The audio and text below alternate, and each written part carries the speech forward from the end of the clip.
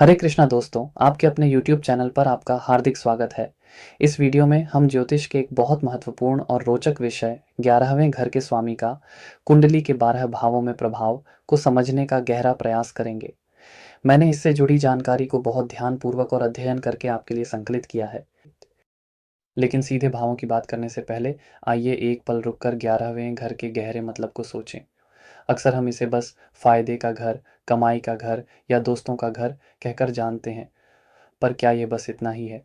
सच तो ये है कि 11वां घर इससे कहीं ज़्यादा फैला हुआ और जीवन को रास्ता दिखाने वाला है।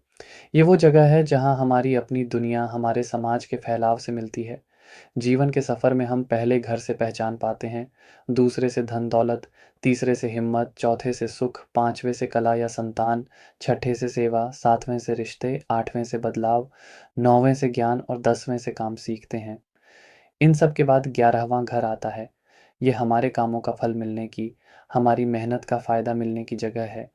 लेकिन यह फ़ायदा सिर्फ़ पैसों या चीज़ों का नहीं है।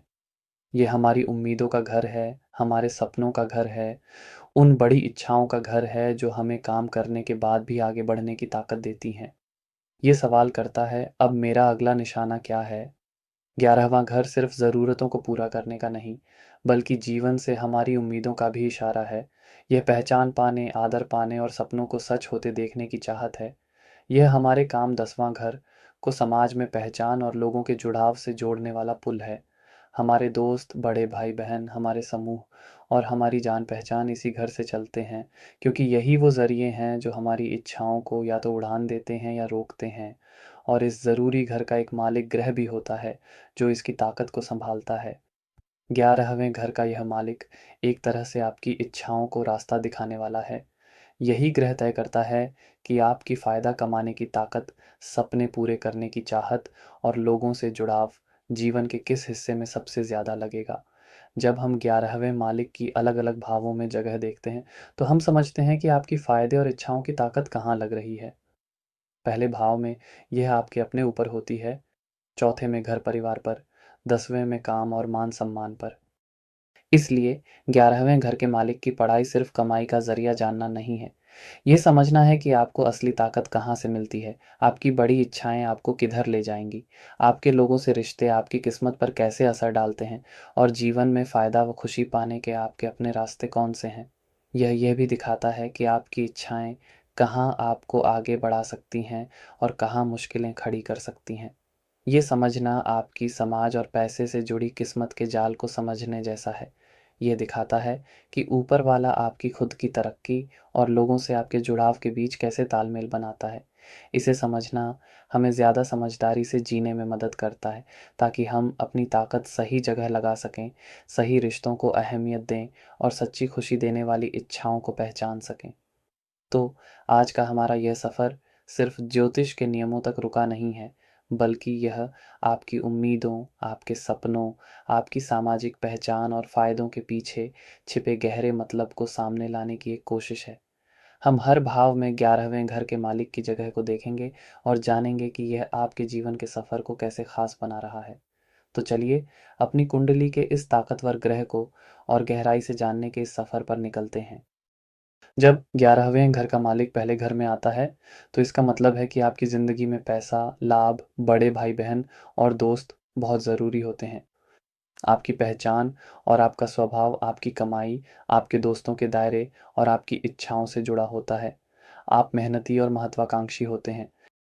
ये स्थिति काफ़ी अच्छी मानी जाती है, खासकर पैसे और दुनियावी सफलता के लिए। इसके कई फ़ायदे हैं, अच्छी आमदनी और लाभ। सबसे पहला और बड़ा फ़ायदा ये है कि ऐसे लोगों को पैसा कमाने या फ़ायदा पाने में आसानी होती है। 11वां घर आमदनी और लाभ का है और पहला घर आप खुद हैं, तो इसका मतलब है कि पैसा या फ़ायदा चलकर आपके पास आता है। आपके पास हमेशा आमदनी के साधन बने रहते हैं या नए साधन बनाने की ताकत होती है। आप पैसे कमाने के लिए प्रेरित रहते हैं, महत्वाकांक्षी। 11वां घर हमारी इच्छाओं और सपनों का भी होता है।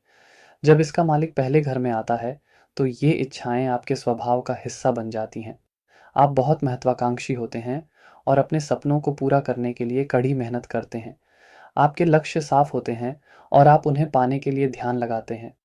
मजबूत सामाजिक दायरा 11वां घर दोस्तों, जान पहचान वालों और बड़े सामाजिक दायरे का भी है। इस स्थिति से आपका सामाजिक दायरा काफ़ी बड़ा और असरदार हो सकता है। आप लोगों से जुड़ना पसंद करते हैं और आपके दोस्त आपके लिए मददगार साबित होते हैं। आपको अपने जान-पहचान वालों से बहुत फ़ायदा मिलता है, चाहे वो काम में हो या निजी जीवन में। लोग आपको जानते हैं और आपकी एक पहचान आपके दोस्तों के दायरे की वजह से होती है। बड़े भाई-बहन से मदद, 11वां घर बड़े भाई-बहन का भी होता है। इसलिए इस स्थिति वाले लोगों को अक्सर अपने बड़े भाई या बहन से अच्छी मदद मिलती है।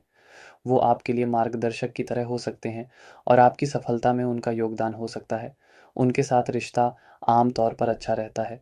इच्छाओं का पूरा होना, क्योंकि 11वें घर का मालिक आपके व्यक्तित्व पहले घर से जुड़ गया है। आपकी ज़िंदगी का एक बड़ा ध्यान अपनी इच्छाओं को पूरा करना होता है और अक्सर आप इसमें सफल भी होते हैं। आप जो चाहते हैं उसे हासिल करने के रास्ते ढूंढ लेते हैं। ज़िंदगी में संतोष का स्तर अच्छा रह सकता है।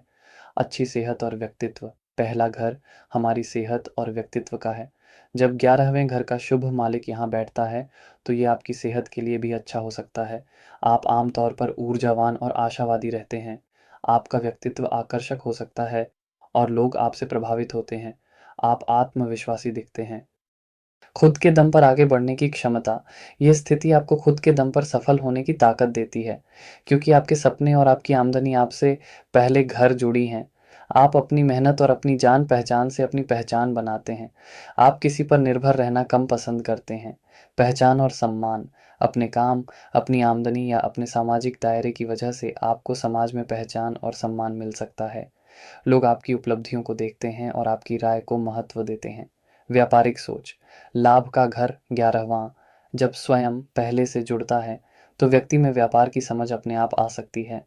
आप मौकों को पहचान सकते हैं और उनसे फ़ायदा उठा सकते हैं। अपना खुद का काम शुरू करने की तरफ आपका झुकाव हो सकता है। ये सभी फ़ायदे इस बात पर भी निर्भर करते हैं कि 11वां मालिक कौन सा ग्रह है, अच्छा या बुरा, वो कितना मजबूत है और पहले घर में किस राशि में बैठा है। लेकिन सामान्य तौर पर यह एक फ़ायदेमंद स्थिति मानी जाती है। हर सिक्के के दो पहलू होते हैं। इस स्थिति की कुछ संभावित चुनौतियां या नकारात्मक बातें भी हो सकती हैं। बहुत ज़्यादा महत्वाकांक्षी और लालची, जैसा कि हमने कहा, आप महत्वाकांक्षी होते हैं, जो अच्छी बात है। लेकिन कभी-कभी यह इच्छा हद से ज़्यादा बढ़ सकती है। आप हमेशा और ज़्यादा पाने की होड़ में लगे रह सकते हैं, जिससे मन में शांति नहीं रहती। लालच की भावना आ सकती है। स्वार्थी या मतलबी, क्योंकि सारा ध्यान, आमदनी, लाभ, इच्छाएँ, आपके खुद पहले घर पर आ गया है, इस बात का खतरा रहता है कि आप थोड़े स्वार्थी हो जाएँ। आप हर चीज़ में पहले अपना फ़ायदा देख सकते हैं, जो रिश्तों के लिए अच्छा नहीं होता। दूसरों की ज़रूरतों को नज़रअंदाज करने की आदत हो सकती है। भौतिकवादी, ज़िंदगी में पैसा, रुतबा और दुनियावी चीज़ों पर ध्यान बहुत ज़्यादा हो सकता है। आप लोगों को उनकी कमाई या सामाजिक स्थिति से आंक सकते हैं। मन की शांति या भावनाओं जैसे पहलुओं को उतनी अहमियत न देने का खतरा रहता है। खुशी को सिर्फ पैसों से तोलना सही नहीं। अहंकार की समस्याएं, आपकी आमदनी, आपकी जान पहचान, आपकी सफलता आपके अहंकार का हिस्सा बन सकती है। अगर कभी व्यापार में नुकसान हो या आमदनी कम हो तो आपका आत्मविश्वास बुरी तरह गिर सकता है। आप अपनी कीमत को अपनी कमाई से जोड़ लेते हैं, जो कि ठीक नहीं। थोड़ा घमंड भी आ सकता है। सेहत पर असर, अगर 11वां मालिक कोई बुरा ग्रह जैसे शनि, मंगल, राहु, केतु है और वो पहले घर में कमज़ोर या परेशान है तो यह सेहत के लिए चुनौतियां ला सकता है। लाभ और सपनों का तनाव आपकी सेहत पर बुरा असर डाल सकता है। सिर दर्द, तनाव या पेट की समस्याएं हो सकती हैं, ग्रह पर निर्भर करता है। रिश्तों में फ़ायदा नुकसान देखना, दोस्तों और जान पहचान से फ़ायदा मिलना अच्छी बात है, लेकिन अगर आप हर रिश्ते को सिर्फ फ़ायदे नुकसान के नज़रिए से देखने लगें तो ये गलत है। लोग आपको मतलबी समझ सकते हैं। आप शायद अनजाने में लोगों का इस्तेमाल कर रहे हों। आमदनी में उतार चढ़ाव से परेशानी, क्योंकि आपकी पहचान और आत्म मूल्य आपकी आमदनी से जुड़ी है। इसलिए अगर आमदनी में उतार चढ़ाव आता है तो आप बहुत ज़्यादा परेशान हो सकते हैं। यह मानसिक चिंता का कारण बन सकता है। दिखावा, अपनी स्थिति, अपनी कमाई या अपनी जान पहचान का दिखावा करने की आदत आ सकती है ताकि लोगों पर असर जमा सकें। याद रखें, ये सिर्फ संभावित नकारात्मक बातें हैं। यह ज़रूरी नहीं कि हर किसी के साथ ऐसा हो। ये इस बात पर निर्भर करता है कि ग्रह कौन सा है, उसकी ताकत कितनी है और कुंडली में बाकी ग्रहों की क्या स्थिति है। जागरूकता से इन चीज़ों को संभाला जा सकता है। अगर आपको लगता है कि इस स्थिति के कुछ बुरे असर आपकी ज़िंदगी में आ रहे हैं या आप इसके अच्छे असर को और बढ़ाना चाहते हैं, तो कुछ सरल उपाय किए जा सकते हैं। 11वें मालिक को मजबूत करें। जो ग्रह आपका 11वां मालिक होकर पहले घर में बैठा है, उसके मंत्र का रोज़ जाप करें। जैसे अगर बुध है तो ओम बूम बुधाय नमः रोज़ 108 बार करना अच्छा रहता है। उस ग्रह से जुड़ी चीज़ों का दान करें। जैसे अगर शनि है तो शनिवार को काली चीज़ें, तेल आदि दान कर सकते हैं। इसके लिए किसी अच्छे ज्योतिषी से सलाह लेना बेहतर है कि कौन सा दान सही रहेगा। अगर वो ग्रह शुभ है और कमज़ोर नहीं है तो उसका रत्न भी पहन सकते हैं, लेकिन यह भी माहिर की सलाह के बाद ही करना चाहिए। लग्न मालिक को भी मजबूत करें। आपके पहले घर का मालिक कौन है, उसे भी मजबूत करना ज़रूरी है ताकि आप इन ऊर्जाओं को सही दिशा में लगा सकें। उसके मंत्र जाप करें। बिना स्वार्थ के सेवा, स्वार्थीपन और भौतिकवाद को कम करने का सबसे अच्छा तरीका है बिना किसी स्वार्थ के सेवा करना। ज़रूरतमंद लोगों की मदद करें, किसी धार्मिक या सामाजिक संस्था से जुड़कर सेवा करें। अपने लाभ के अलावा दूसरों के लाभ के बारे में सोचें, शुक्राना अदा करें। हमेशा और ज़्यादा पाने की चाहत को संतुलित करने के लिए जो आपके पास है, उसके लिए रोज़ शुक्रिया अदा करें। इससे मन में संतोष आता है। बड़ों का सम्मान, बड़े भाई-बहन, 11वां घर और समाज के बुजुर्गों का हमेशा सम्मान करें। उनका आशीर्वाद आपके लिए अच्छा रहेगा। सेहत का ध्यान, पहला घर सेहत का है। नियमित व्यायाम करें, अच्छा भोजन लें और पूरी नींद लें। ध्यान करना तनाव कम करने में मदद करेगा। ओम का जाप भी शांति दे सकता है। ईमानदारी से जान पहचान, अपने जान पहचान के दायरे का इस्तेमाल करें, लेकिन हमेशा ईमानदारी से। रिश्तों को सिर्फ फायदे के लिए न बनाएं, सच्चे बने रहें। यह उपाय आपको 11वें घर के मालिक के पहले घर में होने की अच्छी ऊर्जा को बढ़ाने और बुरी को कम करने में मदद कर सकते हैं। याद रखें, ज्योतिष एक मार्गदर्शक की तरह है। आपकी अपनी कोशिश और नेक इरादे सबसे ज़रूरी हैं। जब 11वें घर का मालिक दूसरे घर में आता है, तो यह इशारा करता है कि आपकी आमदनी, लाभ और इच्छाएं आपके धन, परिवार और वाणी से गहरे जुड़ी हुई हैं। पैसा कमाने और बचाने पर आपका बहुत ध्यान रहता है। अक्सर परिवार के माध्यम से या अपनी बोली से लाभ होता है। ज्योतिष में यह स्थिति धन के लिए बहुत अच्छी मानी जाती है। इसे धन योग का एक प्रकार भी कह सकते हैं। इसके कई फायदे हो सकते हैं।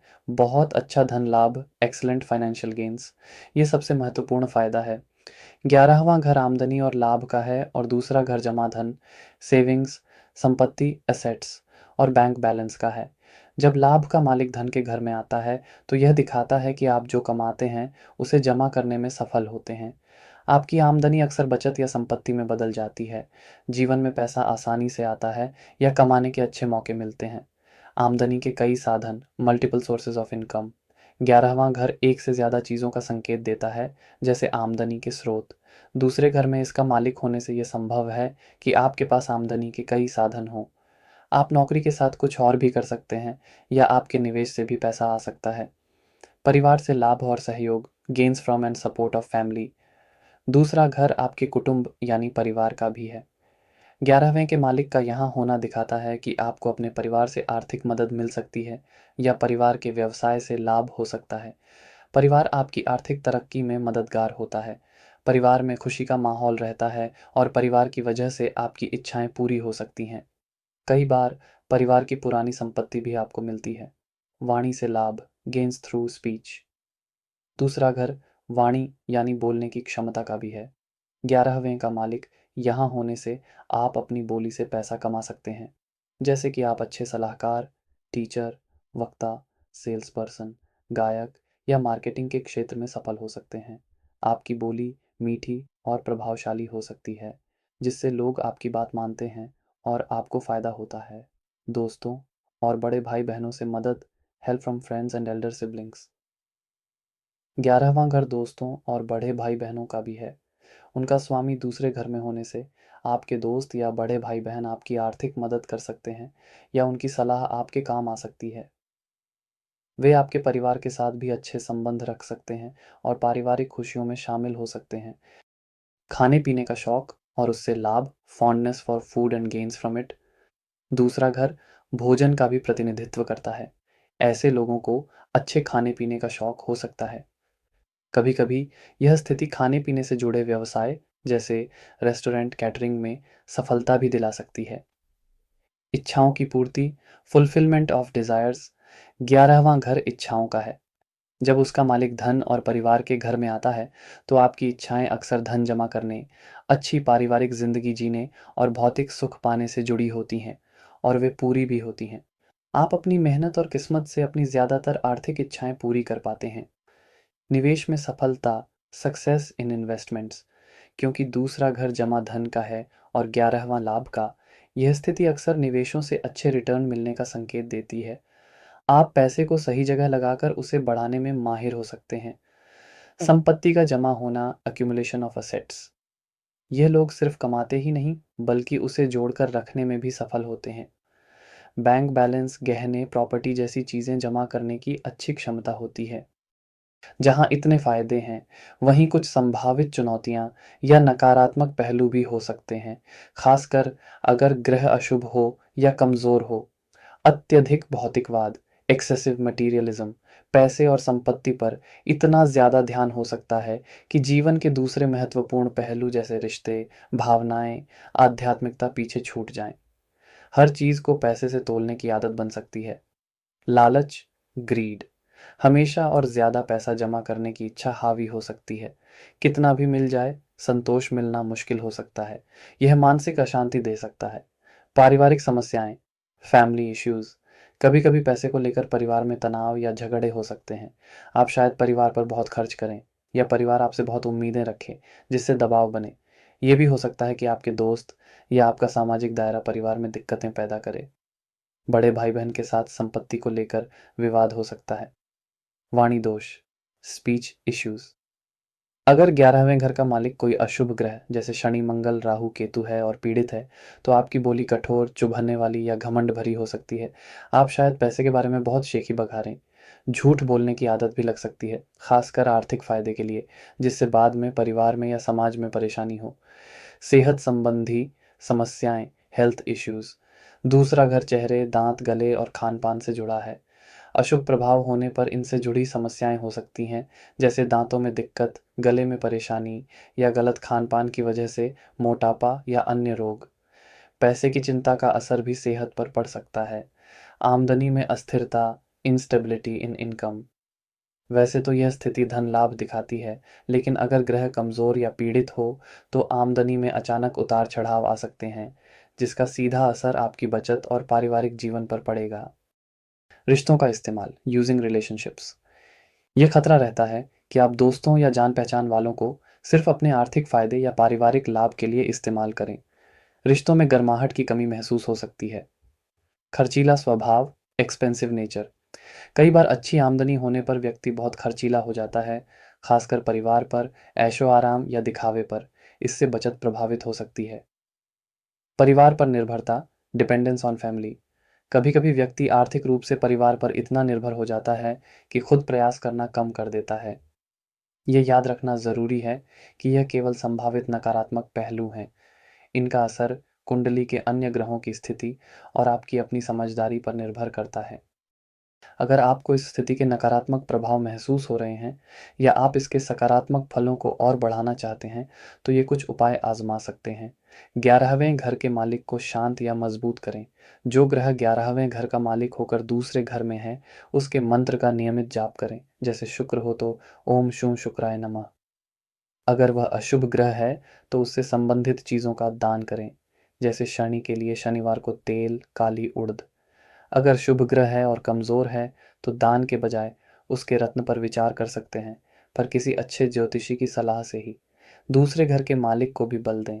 दूसरे घर के मालिक ग्रह के मंत्र जाप या संबंधित उपाय भी करें, ताकि धन और परिवार का सुख बना रहे। संतुलित जीवन जिएं। पैसे के साथ साथ रिश्तों, सेहत और मन की शांति पर भी बराबर ध्यान दें। आध्यात्मिक गतिविधियों में रुचि लें। दान पुण्य करें। अपनी कमाई का कुछ हिस्सा नियमित रूप से दान करें, खासकर भोजन, अन्नदान, या ज़रूरतमंद परिवार की मदद करें। इससे लालच कम होता है और धन में बरकत आती है। वाणी पर नियंत्रण रखें। सोच समझ कर बोलें। मीठा बोलने का प्रयास करें। झूठ बोलने और शेखी बघारने से बचें। कभी कभी मौन रखने का अभ्यास करें। कृतज्ञता का अभ्यास करें। जो धन और परिवार आपके पास है, उसके लिए ईश्वर का धन्यवाद करें। इससे संतोष बढ़ेगा। पारिवारिक संबंधों को महत्व दें। परिवार में प्रेम और सामंजस्य बनाए रखने की कोशिश करें। पैसे को रिश्तों के बीच न आने दें। सही खान-पान रखें। सेहत का ध्यान रखें और संतुलित भोजन करें। देवी लक्ष्मी या कुबेर की पूजा। धन की देवी लक्ष्मी या धन के देवता कुबेर की आराधना करना भी लाभकारी हो सकता है। ओम का जाप मन को शांत रखता है। यह उपाय आपको 11वें घर के मालिक की दूसरे घर में स्थिति का सर्वश्रेष्ठ लाभ उठाने और चुनौतियों को कम करने में मदद कर सकते हैं। आपकी अपनी सूझबूझ और प्रयास सबसे महत्वपूर्ण है। जब 11वें घर का मालिक तीसरे घर में होता है, तो इसका मतलब है कि आपकी आमदनी, लाभ और इच्छाएं, आपकी मेहनत, हिम्मत, भाई-बहन, संचार और छोटी यात्राओं से जुड़ी होती हैं। आप अक्सर अपनी कोशिशों और हुनर से ही पैसा और सफलता पाते हैं। यह स्थिति व्यक्ति को बहुत मेहनती और अपने दम पर आगे बढ़ने वाला बनाती है। इसके कई अच्छे पहलू हैं। मेहनत से लाभ, गेन्स थ्रू सेल्फ एफर्ट। यह सबसे मुख्य फायदा है। तीसरा घर आपकी हिम्मत, मेहनत और पराक्रम का है। 11वें घर लाभ का मालिक यहाँ आकर यह पक्का करता है कि आप अपनी कोशिशों से ही लाभ कमाएंगे। आप भाग्य के भरोसे बैठने वालों में से नहीं होते। आप जो भी हासिल करते हैं, उसमें आपकी अपनी मेहनत का बड़ा हाथ होता है। ये आपको आत्मनिर्भर बनाता है। संचार और लेखन से लाभ, gains through communication and writing. तीसरा घर हर तरह के संचार, बोलना, लिखना, मीडिया, मार्केटिंग, विज्ञापन आदि का है। 11वें के मालिक का यहाँ होना यह दिखाता है कि आप इन क्षेत्रों से अच्छा पैसा कमा सकते हैं।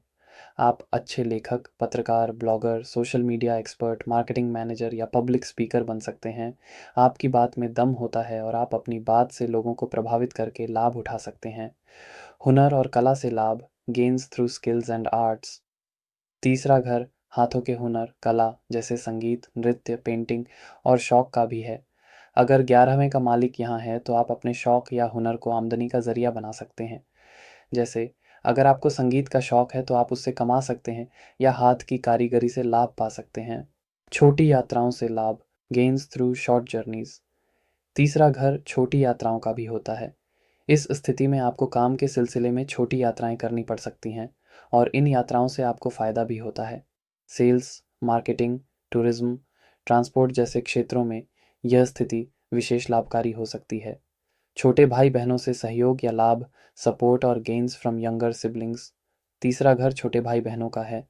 11वें घर का मालिक यहाँ होने से छोटे भाई-बहनों के साथ आपके संबंध अच्छे हो सकते हैं। वे आपकी तरक्की में मददगार हो सकते हैं या आपको उनसे किसी प्रकार का आर्थिक या अन्य लाभ मिल सकता है। यह भी हो सकता है कि आप उनके साथ मिलकर कोई काम करें जिससे फ़ायदा हो। दोस्तों का भाई जैसा साथ, फ्रेंड्स लाइक सिबलिंग्स।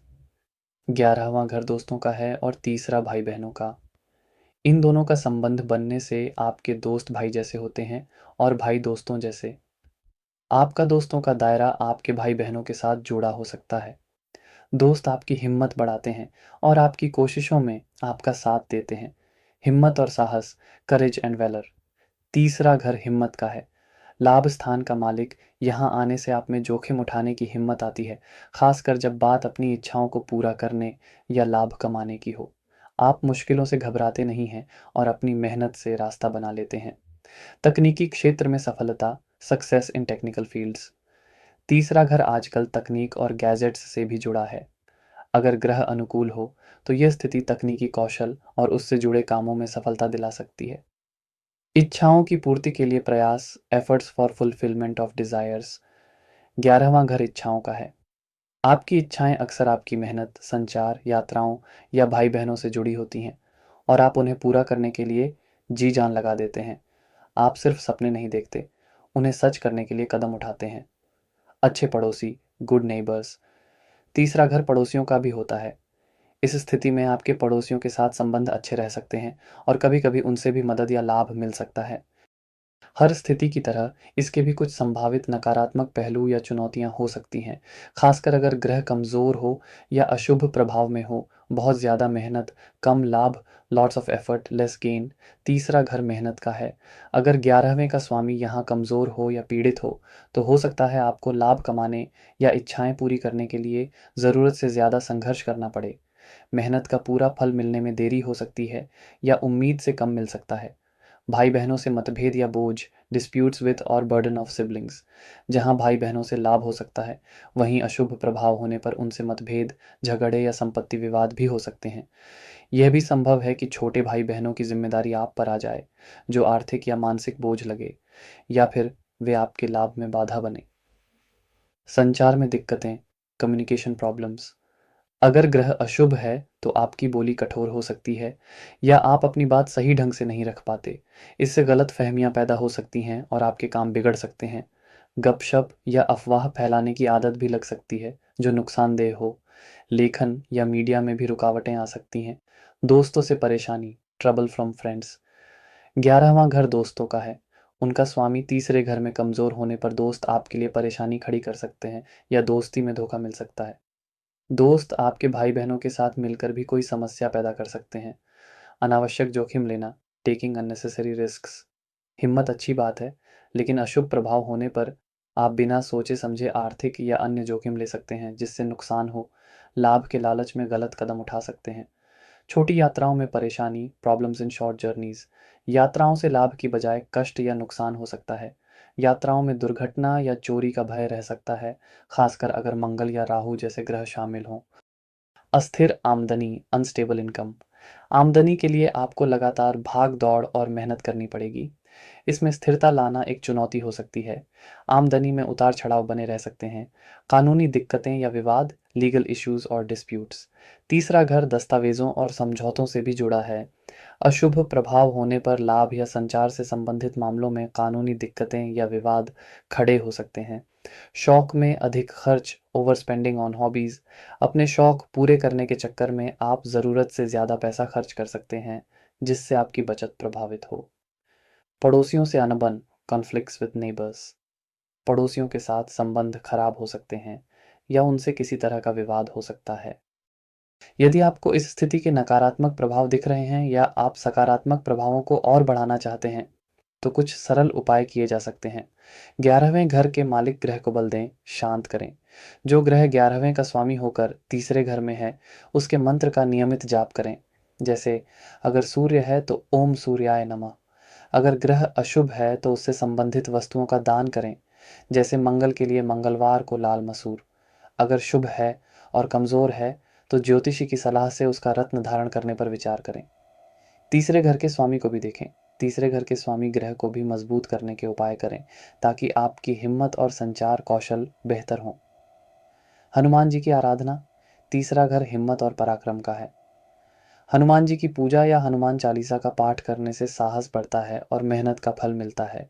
भाई बहनों से संबंध सुधारें। छोटे भाई बहनों के साथ अच्छे संबंध बनाए रखने की कोशिश करें। उनकी मदद करें और उनसे अच्छे से बात करें। सोच समझकर बोलें और लिखें। अपनी वाणी और लेखन पर ध्यान दें।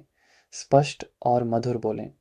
किसी भी कागज़ पर दस्तखत करने से पहले उसे ध्यान से पढ़ें। दान करें। अपनी आमदनी का कुछ हिस्सा ज़रूरतमंदों, खासकर विद्यार्थियों या लेखकों की मदद में लगाएं। कौशल विकास पर ध्यान दें। अपने हुनर को निखारने के लिए सीखते रहें। यह आपकी आमदनी बढ़ाने में मदद करेगा। मेहनत से न घबराएं। यह स्थिति मेहनत मांगती है, इसलिए सही दिशा में पूरी लगन से प्रयास करते रहें। ओम का जाप। नियमित रूप से ओम का जाप करने से मन शांत रहता है और ध्यान केंद्रित होता है। यह उपाय आपको 11वें घर के स्वामी की तीसरे घर में स्थिति के अच्छे परिणाम प्राप्त करने और चुनौतियों का सामना करने में मदद कर सकते हैं। आपकी अपनी कोशिश सबसे महत्वपूर्ण है। जब लाभ का मालिक सुख के घर में आए तो समझ लीजिए आपकी किस्मत का खजाना आपके घर, माँ, जमीन, जायदाद और मन की शांति से जुड़ा है। पैसा और खुशियाँ अक्सर साथ साथ चलकर आपकी ज़िंदगी में आते हैं, खासकर घरेलू माहौल के ज़रिए। ये स्थिति अक्सर ज़िंदगी में एक लकी चार्म की तरह काम करती है, खासकर अगर ग्रह मेहरबान हो। देखिए कैसे। माँ का वरदान। सबसे बड़ा और अनोखा फ़ायदा। चौथा घर माँ का है और 11वां लाभ का। जब ये जुड़ते हैं तो माँ आपके लिए सिर्फ माँ नहीं, बल्कि किस्मत चमकाने वाली देवी बन सकती है। उनसे मिलने वाला प्यार, पैसा, जायदाद या सिर्फ नेक सलाह आपकी तरक्की के रॉकेट को उड़ान दे सकती है। माँ के साथ रिश्ता गहरा होता है और उनकी खुशी आपकी समृद्धि से सीधे जुड़ी होती है। ये सचमुच एक भावनात्मक और आर्थिक सुरक्षा कवच है। घर नहीं, सोने की खान। चौथा घर प्रॉपर्टी और वाहन का है।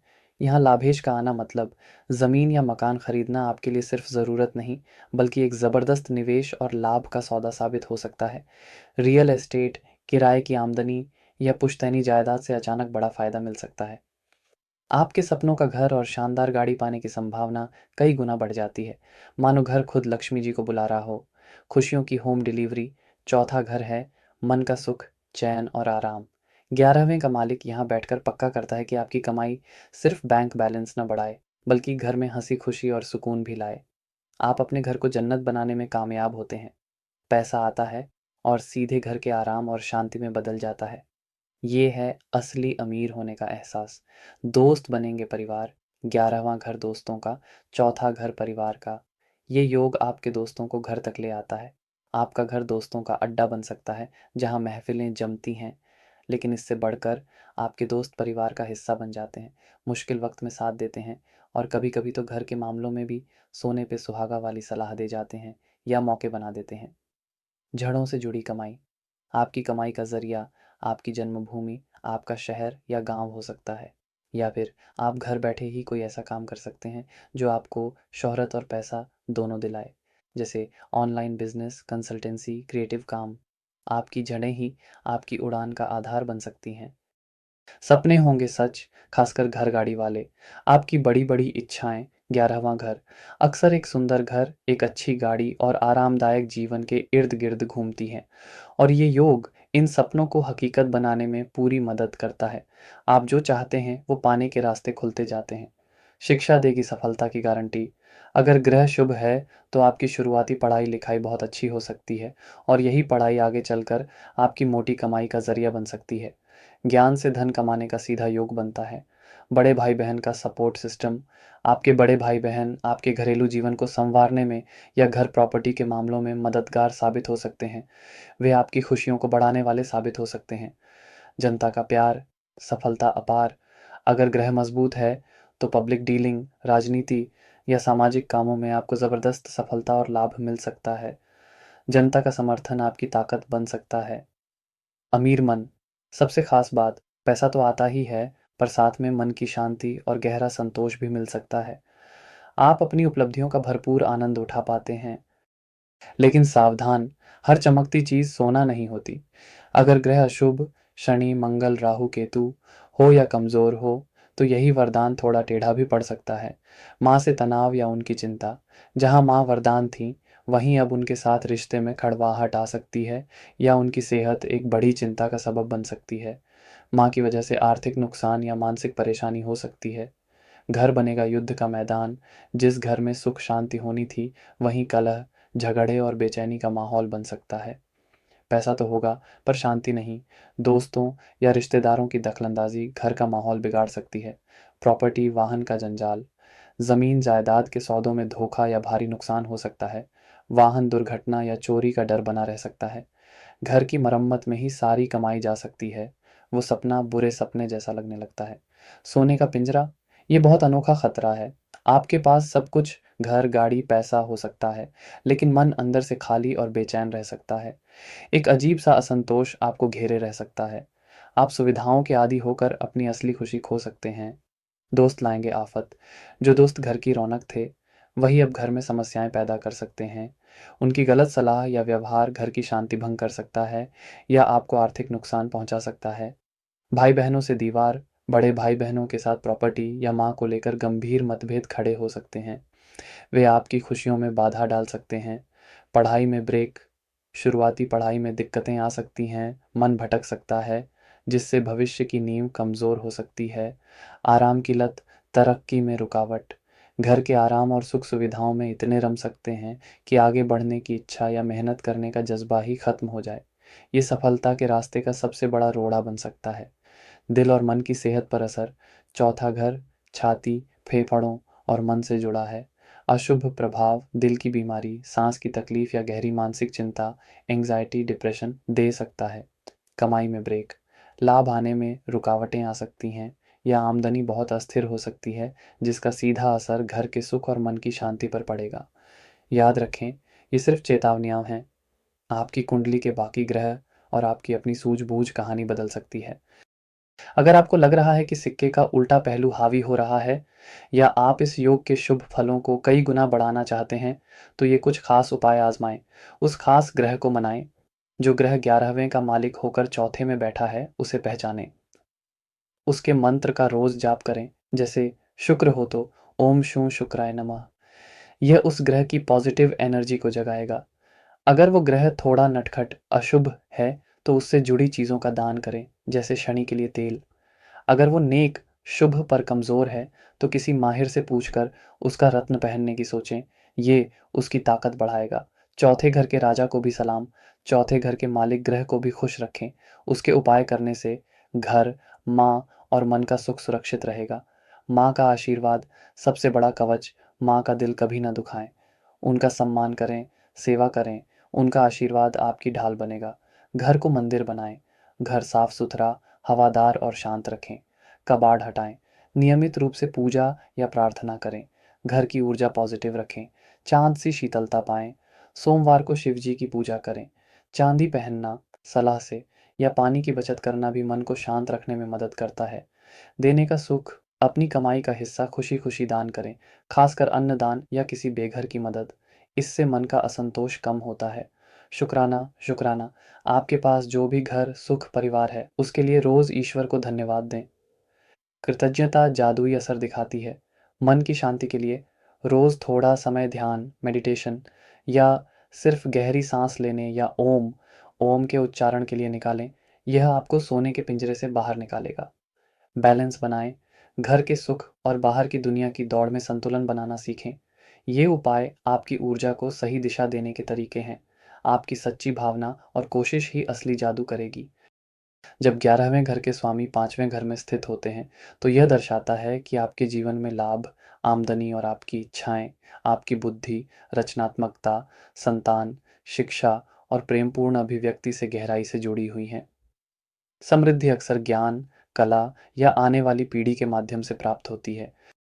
यह स्थिति ज्योतिष में बहुत ही शुभ और जीवन को समृद्ध बनाने वाली मानी जाती है, विशेषकर जब ग्रह अपनी अच्छी स्थिति में हो। यह ज्ञान और लाभ का एक सुंदर संगम है। प्रज्ञा द्वारा समृद्ध, प्रॉस्पेरिटी थ्रू विजडम। पांचवा, घर हमारी बुद्धि और विवेक का है और 11वां लाभ का। इनका मिलन संकेत देता है कि आप अपनी प्रज्ञा, अपनी समझ और अपने ज्ञान का उपयोग करके जीवन में लाभ और उन्नति प्राप्त करते हैं। आपकी तेज और सकारात्मक सोच आपको नए और नैतिक रास्ते सुझाती है। आप सलाह देकर, शिक्षा देकर या अपनी बौद्धिक क्षमताओं से समाज में योगदान करते हुए आर्थिक स्थिरता पा सकते हैं। यह सार्थक कमाई का एक सुंदर योग है। संतान का सुख और सौभाग्य, Joy and good Fortune through children. पांचवा, घर हमारी संतान का प्रतिनिधित्व करता है। 11वें के स्वामी का यहाँ होना अक्सर बहुत गुणी, समझदार और भाग्यशाली संतान का आशीर्वाद देता है। संतान न केवल आपके जीवन में अपार खुशी लाती है, बल्कि उनकी उपलब्धियां और उनका नेक आचरण आपके लिए भी सम्मान और संतुष्टि का कारण बनता है। कई बार संतान की प्रगति आपके जीवन में भी सकारात्मक बदलाव और लाभ लाती है। यह एक पवित्र संबंध है जहाँ दोनों पीढ़ियां एक दूसरे की उन्नति में सहायक होती हैं। रचनात्मकता से आत्मिक और आर्थिक संतुष्टि, creative fulfilment and financial gain. यदि आपके भीतर कला, संगीत, लेखन या किसी भी प्रकार की रचनात्मक प्रतिभा है, तो यह योग उसे एक सुंदर अभिव्यक्ति और पहचान दिला सकता है।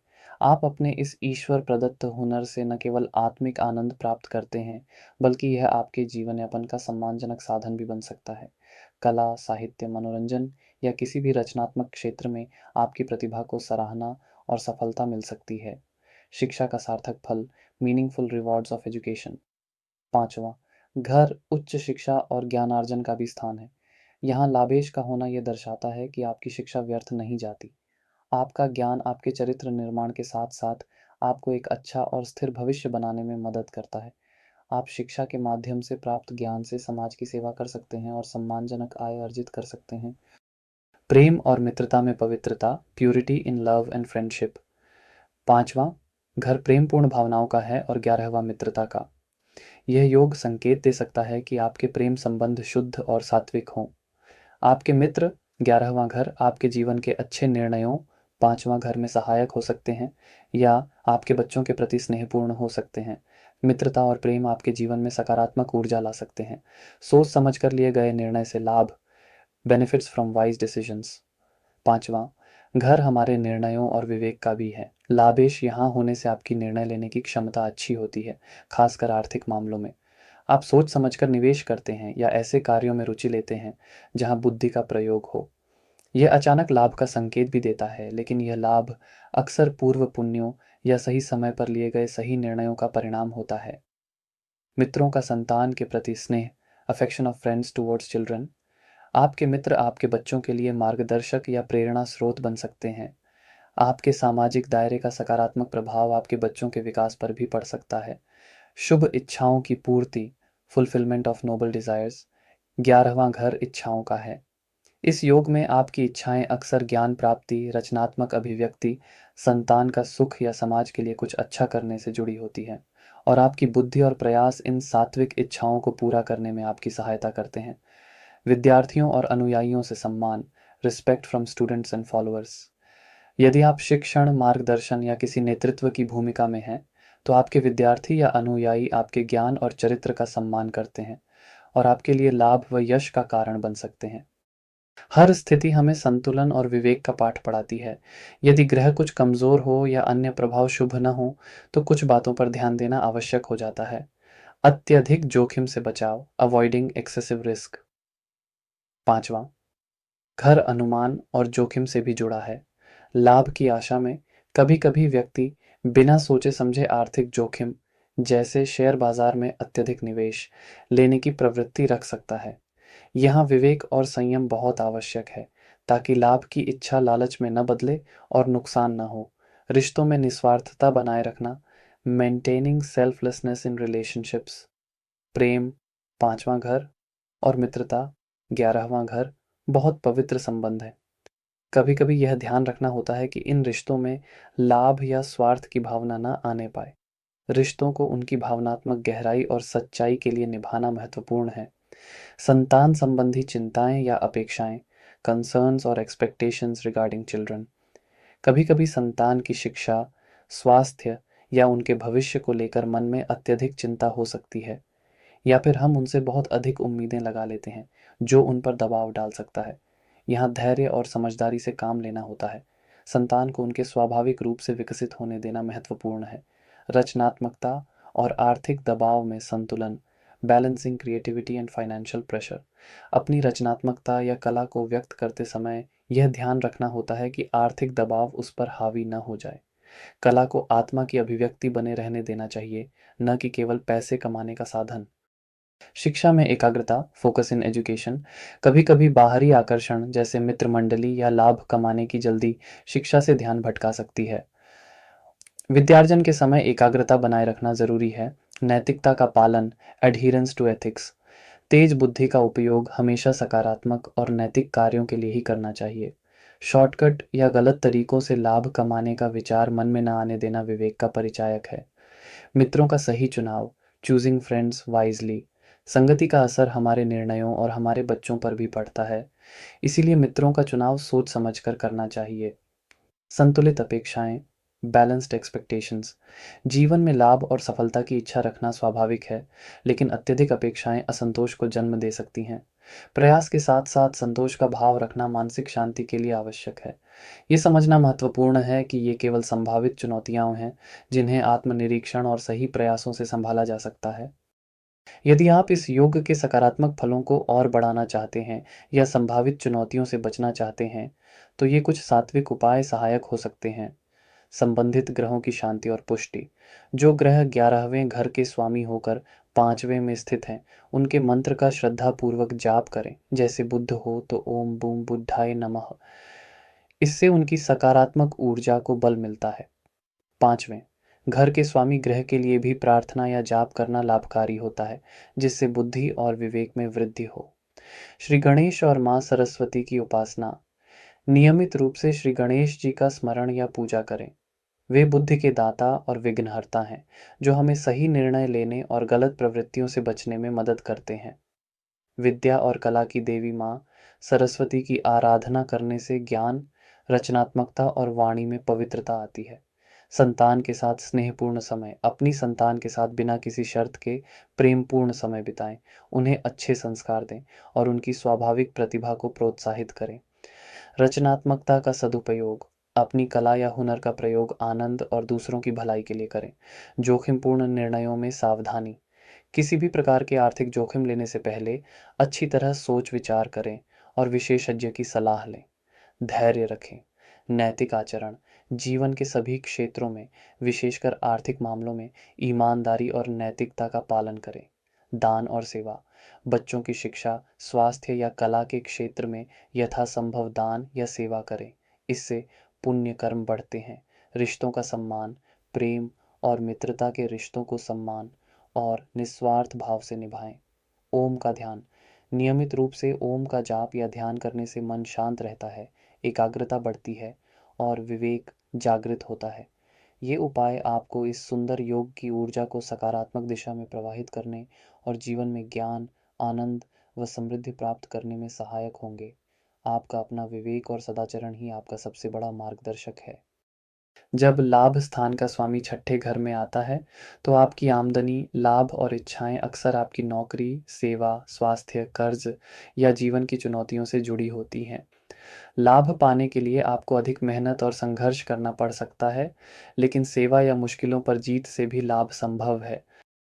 हालांकि यह स्थिति पहली नज़र में मुश्किल लग सकती है, क्योंकि लाभ का स्वामी एक कठिन घर छठे में गया है, लेकिन इसमें भी कई अच्छी संभावनाएं छिपी होती हैं, खासकर अगर ग्रह मजबूत हो। सेवा से लाभ, छठा घर सेवा का है। 11वें का स्वामी यहाँ होने से यह एक मजबूत संकेत है कि आप दूसरों की सेवा करके लाभ कमा सकते हैं। यह नौकरी के रूप में हो सकता है, या आप किसी ऐसे क्षेत्र में काम कर सकते हैं जहां आप लोगों की मदद करते हैं, जैसे चिकित्सा, चिकित्सक, उपचारिका, कानून, वकील, सामाजिक कार्य या यहाँ तक कि जानवरों की देखभाल। आपकी सेवा भावना ही आपकी आय का स्रोत बन सकती है। प्रतिस्पर्धा में जीत से लाभ, छठा घर मुकाबला और शत्रुओं का भी है। लाभेश यहाँ होने से आप में मुकाबले में टिके रहने और अंततः जीतने की क्षमता हो सकती है। आप चुनौतियों का सामना करके अपने प्रतिद्वंदियों को पीछे छोड़कर लाभ कमा सकते हैं। यह आपको व्यापार या मुकाबले वाले नौकरी के माहौल में सफल बना सकता है।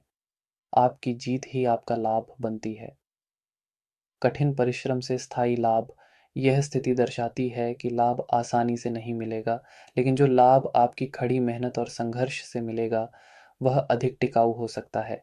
आप हवा में महल बनाने की बजाय ज़मीन पर रहकर मेहनत करते हैं और धीरे धीरे अपनी आर्थिक स्थिति मजबूत करते हैं।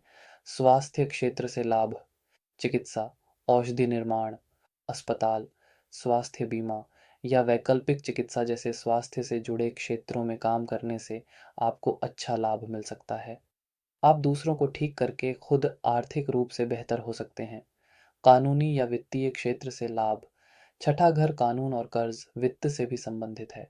आप वकील बनकर, न्यायाधीश बनकर या बैंक, कर्ज, बीमा, लेखांकन जैसे वित्तीय क्षेत्रों में काम करके अच्छी आय अर्जित कर सकते हैं।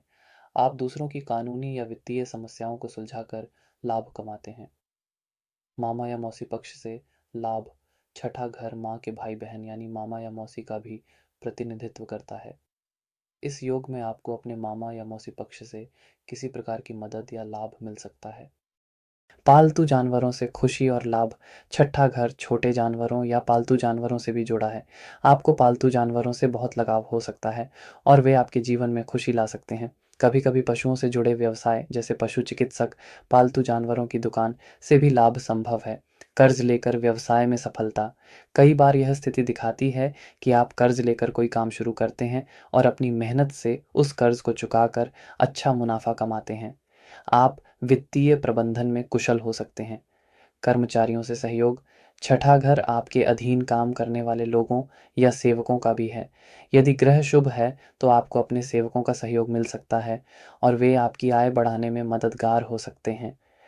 रोगों पर विजय पाने की शक्ति, यदि 11वें का स्वामी मजबूत है तो यह आपको बीमारियों से लड़ने और उन पर विजय पाने की आंतरिक शक्ति भी दे सकता है। ठीक होने के बाद आप और मजबूत महसूस कर सकते हैं।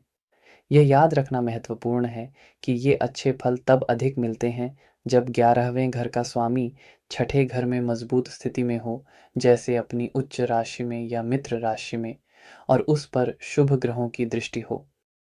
क्योंकि लाभ का स्वामी एक कठिन भाव छठे घर में गया है, इसीलिए कुछ चुनौतियां या नकारात्मक पहलू भी अनुभव किए जा सकते हैं, खासकर अगर ग्रह कमजोर या पीड़ित हो। लाभ में बाधाएं और देरी, आपकी आमदनी या लाभ आसानी से नहीं आते। बहुत मेहनत करने के बाद भी परिणाम मिलने में देरी हो सकती है या उम्मीद से कम मिल सकता है। इच्छाओं, 11वां घर को पूरा करने में बहुत संघर्ष करना पड़ सकता है। स्वास्थ्य पर खर्च, आपकी कमाई का एक बड़ा हिस्सा आपकी अपनी या परिवार की स्वास्थ्य समस्याओं पर खर्च हो सकता है। लाभ आता है, लेकिन बीमारियों के इलाज में चला जाता है, जिससे बचत करना मुश्किल होता है। स्वास्थ्य संबंधी चिंताएं आपकी आय क्षमता को भी प्रभावित कर सकती हैं। कर्ज का बोझ, आपको आसानी से कर्ज मिल तो सकता है, लेकिन उसे चुकाना एक बड़ा बोझ बन सकता है।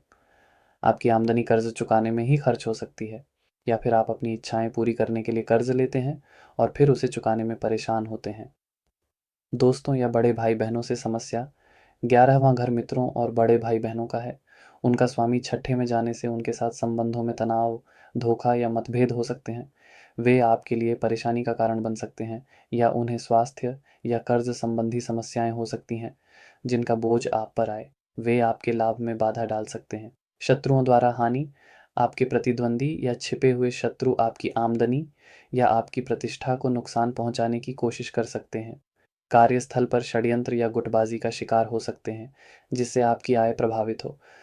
नौकरी में अस्थिरता या असंतोष, यद्यपि नौकरी से लाभ संभव है, लेकिन नौकरी में बार बार बदलाव, मन न लगना या सहकर्मियों अधिकारी के साथ समस्याएं आपकी आय और मानसिक शांति को भंग कर सकती हैं।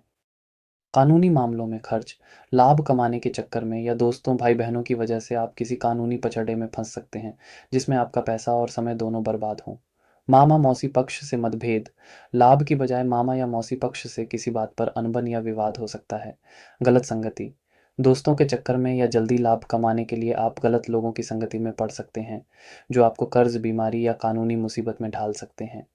इच्छाओं का दबना, जीवन की जिम्मेदारियों, स्वास्थ्य समस्याओं या कर्ज के बोझ तले आपकी अपनी इच्छाएं और सपने दब सकते हैं। ये ध्यान रखना आवश्यक है कि यह केवल संभावित नकारात्मक पहलू हैं, और पूरी कुंडली का विश्लेषण ही सही तस्वीर दे सकता है।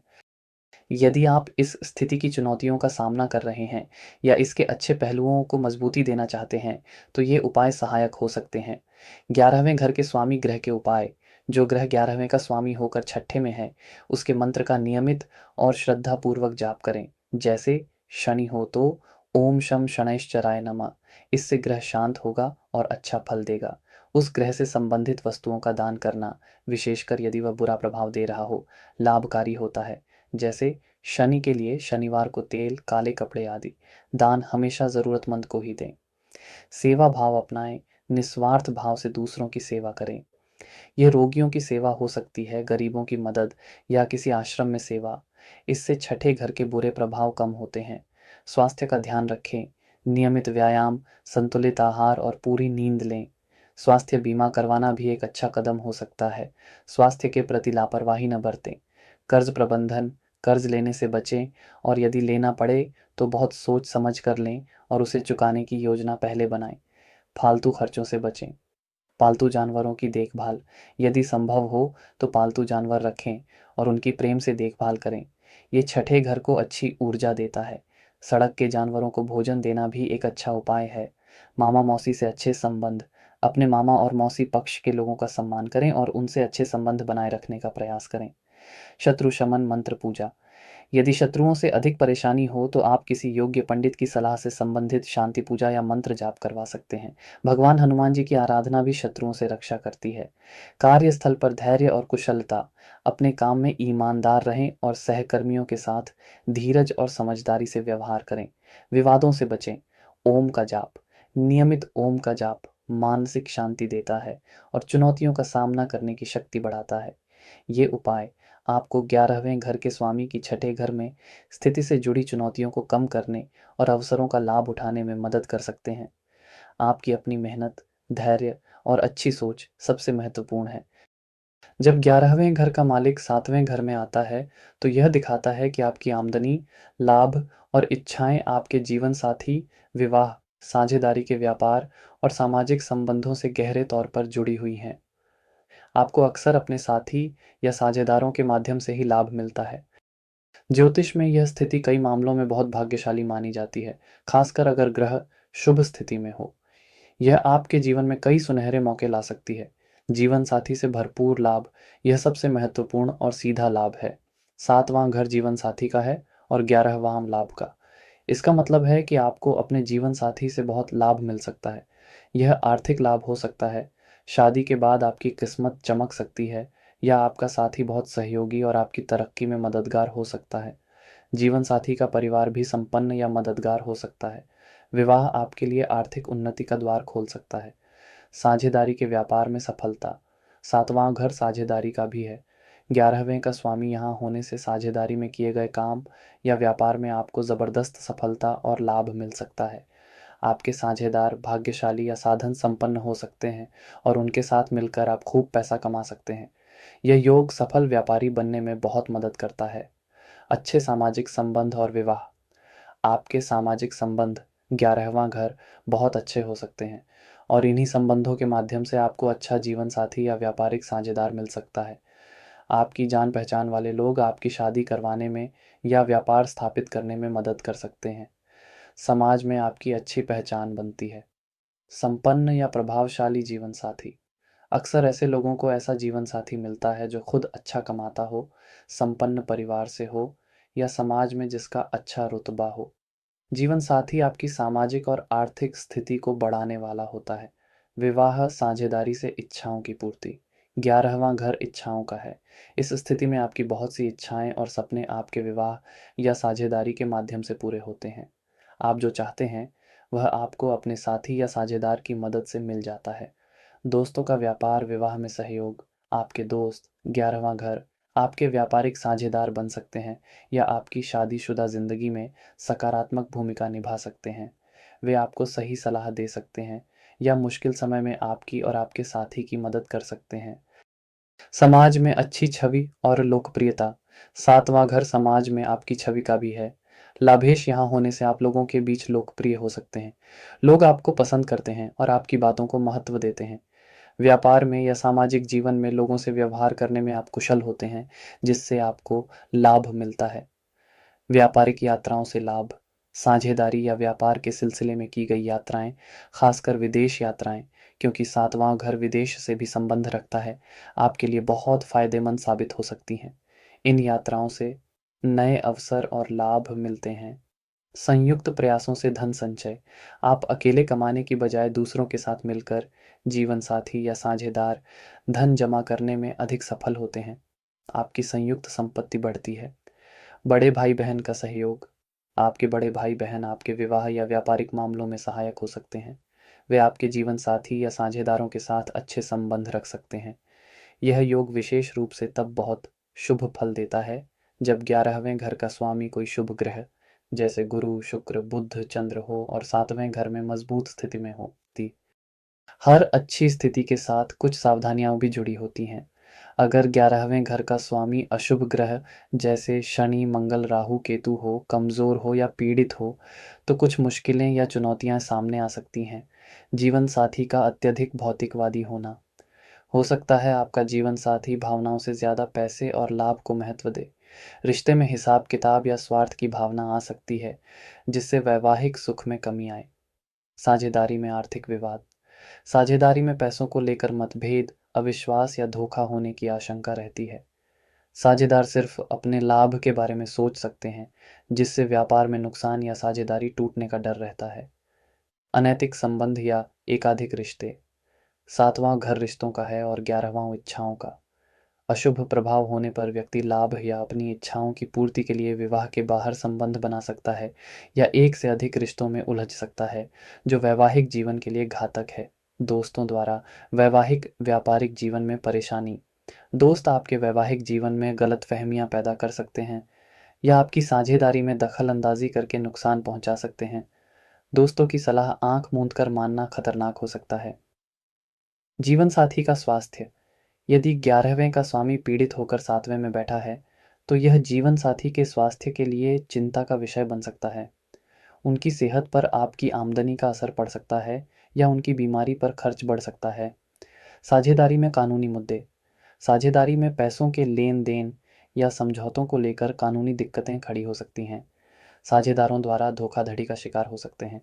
सामाजिक छवि पर असर। आपके जीवनसाथी या साझेदारों के गलत कामों का असर आपकी सामाजिक छवि पर भी पड़ सकता है। उनकी वजह से आपको बदनामी या आलोचना का सामना करना पड़ सकता है। विवाह या साझेदारी में देरी, बाधा। यदि ग्रह अशुभ है, तो विवाह होने में देरी हो सकती है या सही जीवनसाथी साझेदार मिलने में बहुत मुश्किलें आ सकती हैं। बनते-बनते बात बिगड़ सकती है। बड़े भाई-बहनों का हस्तक्षेप।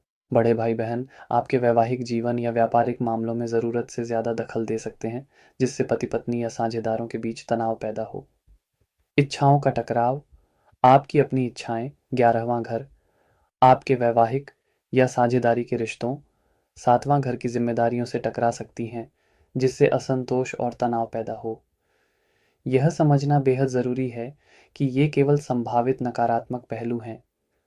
पूरी कुंडली का सही विश्लेषण और आपके अपने कर्म इन प्रभावों को बदल सकते हैं।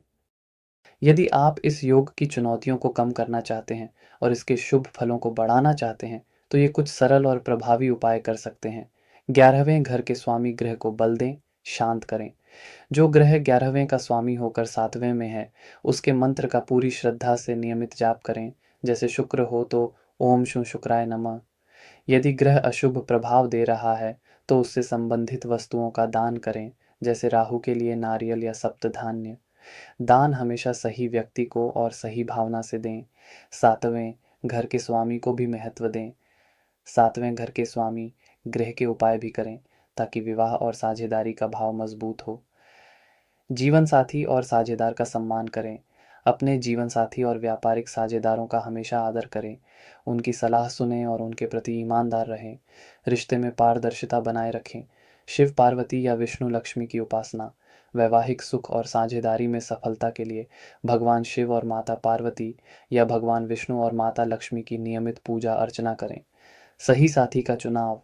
जीवन साथी या व्यापारिक साझेदार चुनते समय बहुत सावधानी बरतें।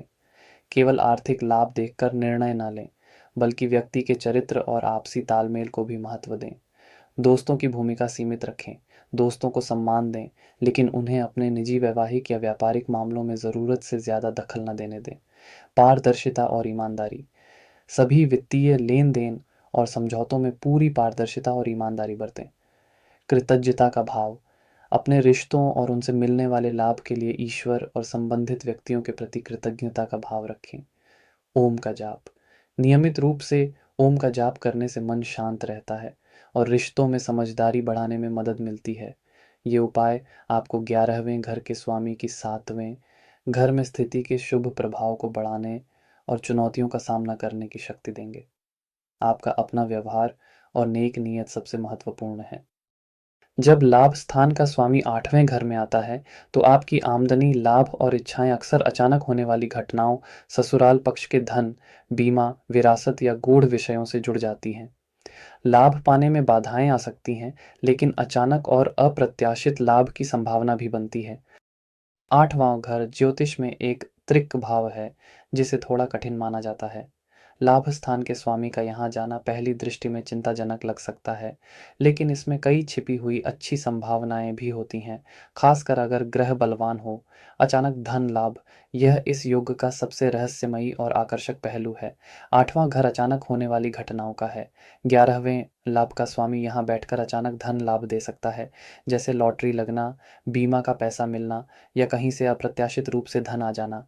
यह लाभ बिना किसी खास मेहनत के मिल सकता है। विरासत या वसीयत से लाभ। 8वां घर विरासत में मिली संपत्ति या वसीयत का भी प्रतिनिधित्व करता है। इस योग में आपको अपने परिवार या किसी अन्य स्रोत से विरासत में धन या संपत्ति मिलने की अच्छी संभावना होती है। यह लाभ जीवन में देर से भी मिल सकता है। ससुराल पक्ष से लाभ। 8वां घर जीवन साथी के परिवार यानी ससुराल पक्ष का भी है। लाभ स्थान का स्वामी यहाँ होने से आपको अपने ससुराल पक्ष से आर्थिक सहयोग या अन्य प्रकार का लाभ मिल सकता है। शादी के बाद आपकी आर्थिक स्थिति में सुधार हो सकता है या जीवन साथी का परिवार आपकी मदद कर सकता है। संयुक्त संपत्ति से भी लाभ होता है। गूढ़ विद्याओं और शोध से लाभ। 8वां घर गहरी खोज, शोध और गूढ़ विद्याओं जैसे ज्योतिष, तंत्र, मनोविज्ञान का है। 11वें का स्वामी यहाँ बैठकर आपको इन क्षेत्रों में रुचि दे सकता है और आप इनसे लाभ भी कमा सकते हैं। आप एक अच्छे शोधकर्ता, ज्योतिषी, मनोवैज्ञानिक या जासूस बन सकते हैं और इस ज्ञान से धन अर्जित कर सकते हैं। छिपे हुए स्रोतों से आय। आपकी आमदनी के स्रोत गुप्त या अपरंपरागत हो सकते हैं, जिनके बारे में शायद सब लोग ना जानते हों। ये अंडरकवर काम, गुप्त सेवाओं या ऐसे व्यवसायों से आय हो सकती है जो आम लोगों की नज़र में नहीं होते। लंबी आयु की संभावना। 11वां घर लाभ का है और 8वां आयु का। कुछ ज्योतिषियों के अनुसार लाभेश का 8वें में होना लंबी आयु का संकेत भी दे सकता है, बशर्ते कि ग्रह बहुत पीड़ित न हो। बदलाव के बाद लाभ। 8वां घर बड़े बदलाव और परिवर्तन का है। हो सकता है कि जीवन में किसी बड़े उतार चढ़ाव या परिवर्तन के बाद आपकी आमदनी शुरू हो या उसमें वृद्धि हो। संकट के बाद अवसर मिल सकते हैं। बीमा या भविष्य निधि से लाभ। आपको बीमा पॉलिसियों, भविष्य निधि, पीएफ या पेंशन योजनाओं से अच्छा लाभ मिल सकता है। खनन, पुरातत्व या गहराई से जुड़े कामों में लाभ। 8वां घर पृथ्वी के नीचे की चीज़ों से भी संबंधित है, इसीलिए खनन, भूगर्भ विज्ञान, पुरातत्व या गहराई से जुड़े अन्य कार्यों में भी लाभ की संभावना बनती है। मित्रों या बड़े भाई-बहनों का संकट में साथ। यद्यपि यह स्थिति मित्रों से परेशानी भी दे सकती है, लेकिन कभी-कभी आपके मित्र या बड़े भाई-बहन आपके जीवन के मुश्किल दौर 8वां घर में आपकी मदद कर सकते हैं या गुप्त रूप से आपका सहयोग कर सकते हैं। यह ध्यान रखना महत्वपूर्ण है कि ये लाभ अक्सर कुछ संघर्ष, देरी या रहस्य के साथ आते हैं। ग्रह की मजबूती और अन्य योगों पर बहुत कुछ निर्भर करता है। चूंकि लाभ का स्वामी एक कठिन भाव 8वें में गया है, तो जीवन में कुछ विशेष चुनौतियां और बाधाएं भी आ सकती हैं, खासकर अगर ग्रह कमजोर या अशुभ ग्रहों से प्रभावित हो। आय में रुकावटें और अनिश्चितता। आपकी आमदनी में बार बार रुकावटें आ सकती हैं। आय का स्रोत स्थायी नहीं रह पाता या उसमें बहुत उतार चढ़ाव देखने को मिलते हैं। लाभ कब और कितना मिलेगा, ये कहना मुश्किल होता है। लाभ प्राप्ति में बहुत संघर्ष और देरी। अपनी इच्छाओं को पूरा करने या पैसा कमाने के लिए आपको बहुत ज़्यादा मेहनत और संघर्ष करना पड़ सकता है। सफलता मिलने में काफ़ी देरी हो सकती है, जिससे निराशा पैदा हो सकती है। मित्रों या बड़े भाई-बहनों से धोखा या हानि। 11वां घर मित्रों और बड़े भाई-बहनों का है। उनका स्वामी 8वें में जाने से उनसे धोखा मिलने, उनके कारण नुकसान होने या उनके जीवन में अचानक कोई बड़ी परेशानी आने की संभावना रहती है। वे गुप्त शत्रु की तरह व्यवहार कर सकते हैं या उनके गुप्त कार्य आपके लिए मुसीबत बन सकते हैं। स्वास्थ्य समस्याएं और उन पर खर्च। 8वां घर लंबी और पुरानी बीमारियों का भी है। आपको अपनी सेहत पर काफ़ी पैसा खर्च करना पड़ सकता है। स्वास्थ्य ठीक न रहने के कारण आपकी कमाई करने की क्षमता भी प्रभावित हो सकती है। दुर्घटना या अचानक हानि का भय। 8वां घर आकस्मिक घटनाओं का है। इस युग में अचानक धन हानि, मानहानि या किसी दुर्घटना का भय बना रह सकता है, जिससे आपकी आय और बचत प्रभावित हो। ससुराल पक्ष से मतभेद। लाभ की बजाय ससुराल पक्ष से धन या संपत्ति को लेकर मतभेद या तनाव हो सकता है। संयुक्त धन को लेकर विवाद खड़े हो सकते हैं। अनैतिक या गुप्त तरीकों से धन कमाने की प्रवृत्ति। जल्दी लाभ पाने के लिए व्यक्ति गलत या गैरकानूनी तरीकों की ओर आकर्षित हो सकता है, जो अंततः बड़ी मुसीबत का कारण बनता है। मानसिक चिंता और भय। आय की अनिश्चितता, छिपे हुए शत्रुओं या भविष्य के डर के कारण मन में गहरी चिंता और भय बना रह सकता है। इच्छाओं का पूरा न हो पाना। आप जो चाहते हैं, 11वां घर, उसे पाने में लगातार बाधाएं, 8वां घर, आती रहती हैं, जिससे जीवन में असंतोष महसूस हो सकता है। बदनामी या स्कैंडल। गुप्त स्रोतों से आय या मित्रों के गलत कामों के कारण आपकी सामाजिक प्रतिष्ठा पर आंच आ सकती है। ये समझना आवश्यक है कि ये केवल संभावित नकारात्मक पहलू हैं। कुंडली के अन्य योग और आपकी अपनी जागरूकता स्थिति को काफ़ी हद तक बदल सकती है। यदि आप इस स्थिति की चुनौतियों का सामना कर रहे हैं या इसके अप्रत्याशित लाभों को सही दिशा देना चाहते हैं, तो ये उपाय सहायक हो सकते हैं। 11वें घर के स्वामी ग्रह की शांति। जो ग्रह 11वें का स्वामी होकर 8वें में है, उसके मंत्र का नियमित रूप से श्रद्धा और विश्वास के साथ जाप करें। जैसे मंगल हो तो ओम अंगारकाय नमः। यदि ग्रह अशुभ फल दे रहा हो, तो उससे संबंधित वस्तुओं का दान किसी जरूरतमंद व्यक्ति को करें। दान गुप्त रूप से करना अधिक प्रभावी हो सकता है। 8वें घर के स्वामी को समझें। 8वें घर के स्वामी ग्रह को भी देखें।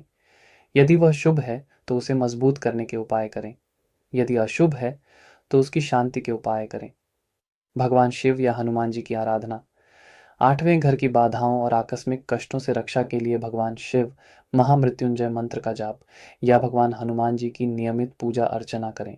धैर्य और नैतिकता, लाभ पाने में धैर्य रखें और हमेशा सही एवं नैतिक रास्तों का ही चुनाव करें। शॉर्टकट से बचें। शोध और गूढ़ विषयों में रुचि, अपनी ऊर्जा को सकारात्मक दिशा देने के लिए शोध कार्यों, ध्यान, योग या किसी गूढ़ विद्या के अध्ययन में लगाएं। बीमा और बचत, भविष्य की अनिश्चितताओं से बचने के लिए उचित बीमा करवाएं और नियमित बचत करने की आदत डालें। स्वास्थ्य का ध्यान, अपने स्वास्थ्य के प्रति सजग रहें। नियमित जांच करवाएं और स्वस्थ जीवन शैली अपनाएं। मित्रों और रिश्तेदारों से सावधानी, मित्रों और बड़े भाई बहनों के साथ व्यवहार में सावधानी बरतें। किसी पर भी आंख मूंद कर भरोसा न करें। ससुराल पक्ष से संबंध मधुर रखने का प्रयास करें। ओम का जाप, नियमित रूप से ओम का जाप करने से मन शांत होता है, भय कम होता है और आंतरिक शक्ति बढ़ती है। ये उपाय आपको 11वें घर के स्वामी की 8वें घर में स्थिति के कारण आने वाली चुनौतियों का सामना करने और छिपे हुए अवसरों को पहचानने में मदद कर सकते हैं। आपका अपना विवेक, धैर्य और सदाचार ही आपके सबसे बड़े सहायक हैं। जब लाभ स्थान का स्वामी भाग्य स्थान 9वें घर में आता है तो यह अत्यंत शुभ माना जाता है। इसका अर्थ है कि आपकी आमदनी, लाभ और इच्छाएं आपके भाग्य, पिता, गुरु, धर्म और उच्च शिक्षा से गहरे रूप से जुड़ी हैं। भाग्य अक्सर आपकी कमाई और सपनों को पूरा करने में आपका साथ देता है। ज्योतिष में इस योग को सर्वश्रेष्ठ धन योगों और भाग्य योगों में से एक माना जाता है। यह जीवन में अनेक प्रकार की खुशियाँ और सफलताएं ला सकता है, मानो स्वयं देवी लक्ष्मी और सरस्वती का आशीर्वाद एक साथ मिल रहा हो। भाग्य से लाभ, यह इस योग का सबसे चमत्कारी पहलू है। 9वां घर भाग्य का और 11वां लाभ का। जब लाभ का स्वामी भाग्य के घर में बैठता है तो भाग्य आपकी मुट्ठी में होता है। आपको जीवन में अनायास ही ऐसे अवसर मिलते हैं जहां कम प्रयास में ही बड़ी सफलता हाथ लगती है। जब भी आपको आर्थिक सहायता या मौके की तलाश होती है, मदद पहुंच जाती है। ऐसा लगता है मानो कोई अदृश्य शक्ति हर कदम पर सहायता कर रही हो। जीवन सुगमता से चलता है और बाधाएं दूर होती जाती हैं। पिता से लाभ और सहयोग, 9वां घर पिता का है। लाभेश का यहाँ बैठना दर्शाता है कि आपके पिता जीवन में मजबूत स्तंभ होते हैं। उनसे स्नेह, मार्गदर्शन, भरपूर आर्थिक सहयोग और संपत्ति का लाभ मिल सकता है। पिता का व्यवसाय आपके लिए भाग्यशाली हो सकता है या आप उनके काम को आगे बढ़ाकर नाम कमा सकते हैं। पिता की सलाह फायदेमंद रहती है और उनके साथ संबंध गहरे, सम्मानजनक व भाग्यवर्धक होते हैं। वे आपकी महत्वाकांक्षाओं को पूरा करने में मदद करते हैं। गुरुओं और शिक्षकों से लाभ, 9वां घर गुरुओं व शिक्षकों का स्थान है। इस योग से आपको जीवन में सच्चे और ज्ञानी गुरुओं का सानिध्य मिलता है। उनकी कृपा, ज्ञान और मार्गदर्शन जीवन को सही दिशा देता है और उन्नति का मार्ग खोलता है। गुरुओं से प्राप्त ज्ञान आपकी व्यावसायिक सफलता और आमदनी का जरिया बन सकता है। गुरुओं का आशीर्वाद आपके लाभों को कई गुना बढ़ा देता है। उच्च शिक्षा से लाभ, यह योग उच्च शिक्षा के लिए अत्यंत शुभ है। आप अच्छी शिक्षा पाते हैं और आपकी पढ़ाई सीधे आपके भविष्य की कमाई से जुड़ जाती है। आप जो भी विषय पढ़ते हैं उसमें विशेषज्ञता हासिल होती है और उसी क्षेत्र में अच्छे अवसर मिलते हैं।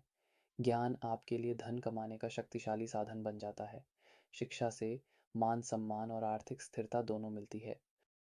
धर्म और आध्यात्मिकता से लाभ, आपकी स्वाभाविक रुचि धर्म, दर्शन और आध्यात्मिकता में हो सकती है। आप धार्मिक कार्यों में भाग ले सकते हैं या संस्थाओं से जुड़ सकते हैं। आपकी गहरी आस्था और पुण्य कर्म मानसिक शांति के साथ भौतिक इच्छाओं की पूर्ति में भी सहायक होते हैं। धार्मिक यात्राएं या सत्संग लाभप्रद हो सकते हैं। आपका नैतिक आचरण भाग्य को मजबूत करता है।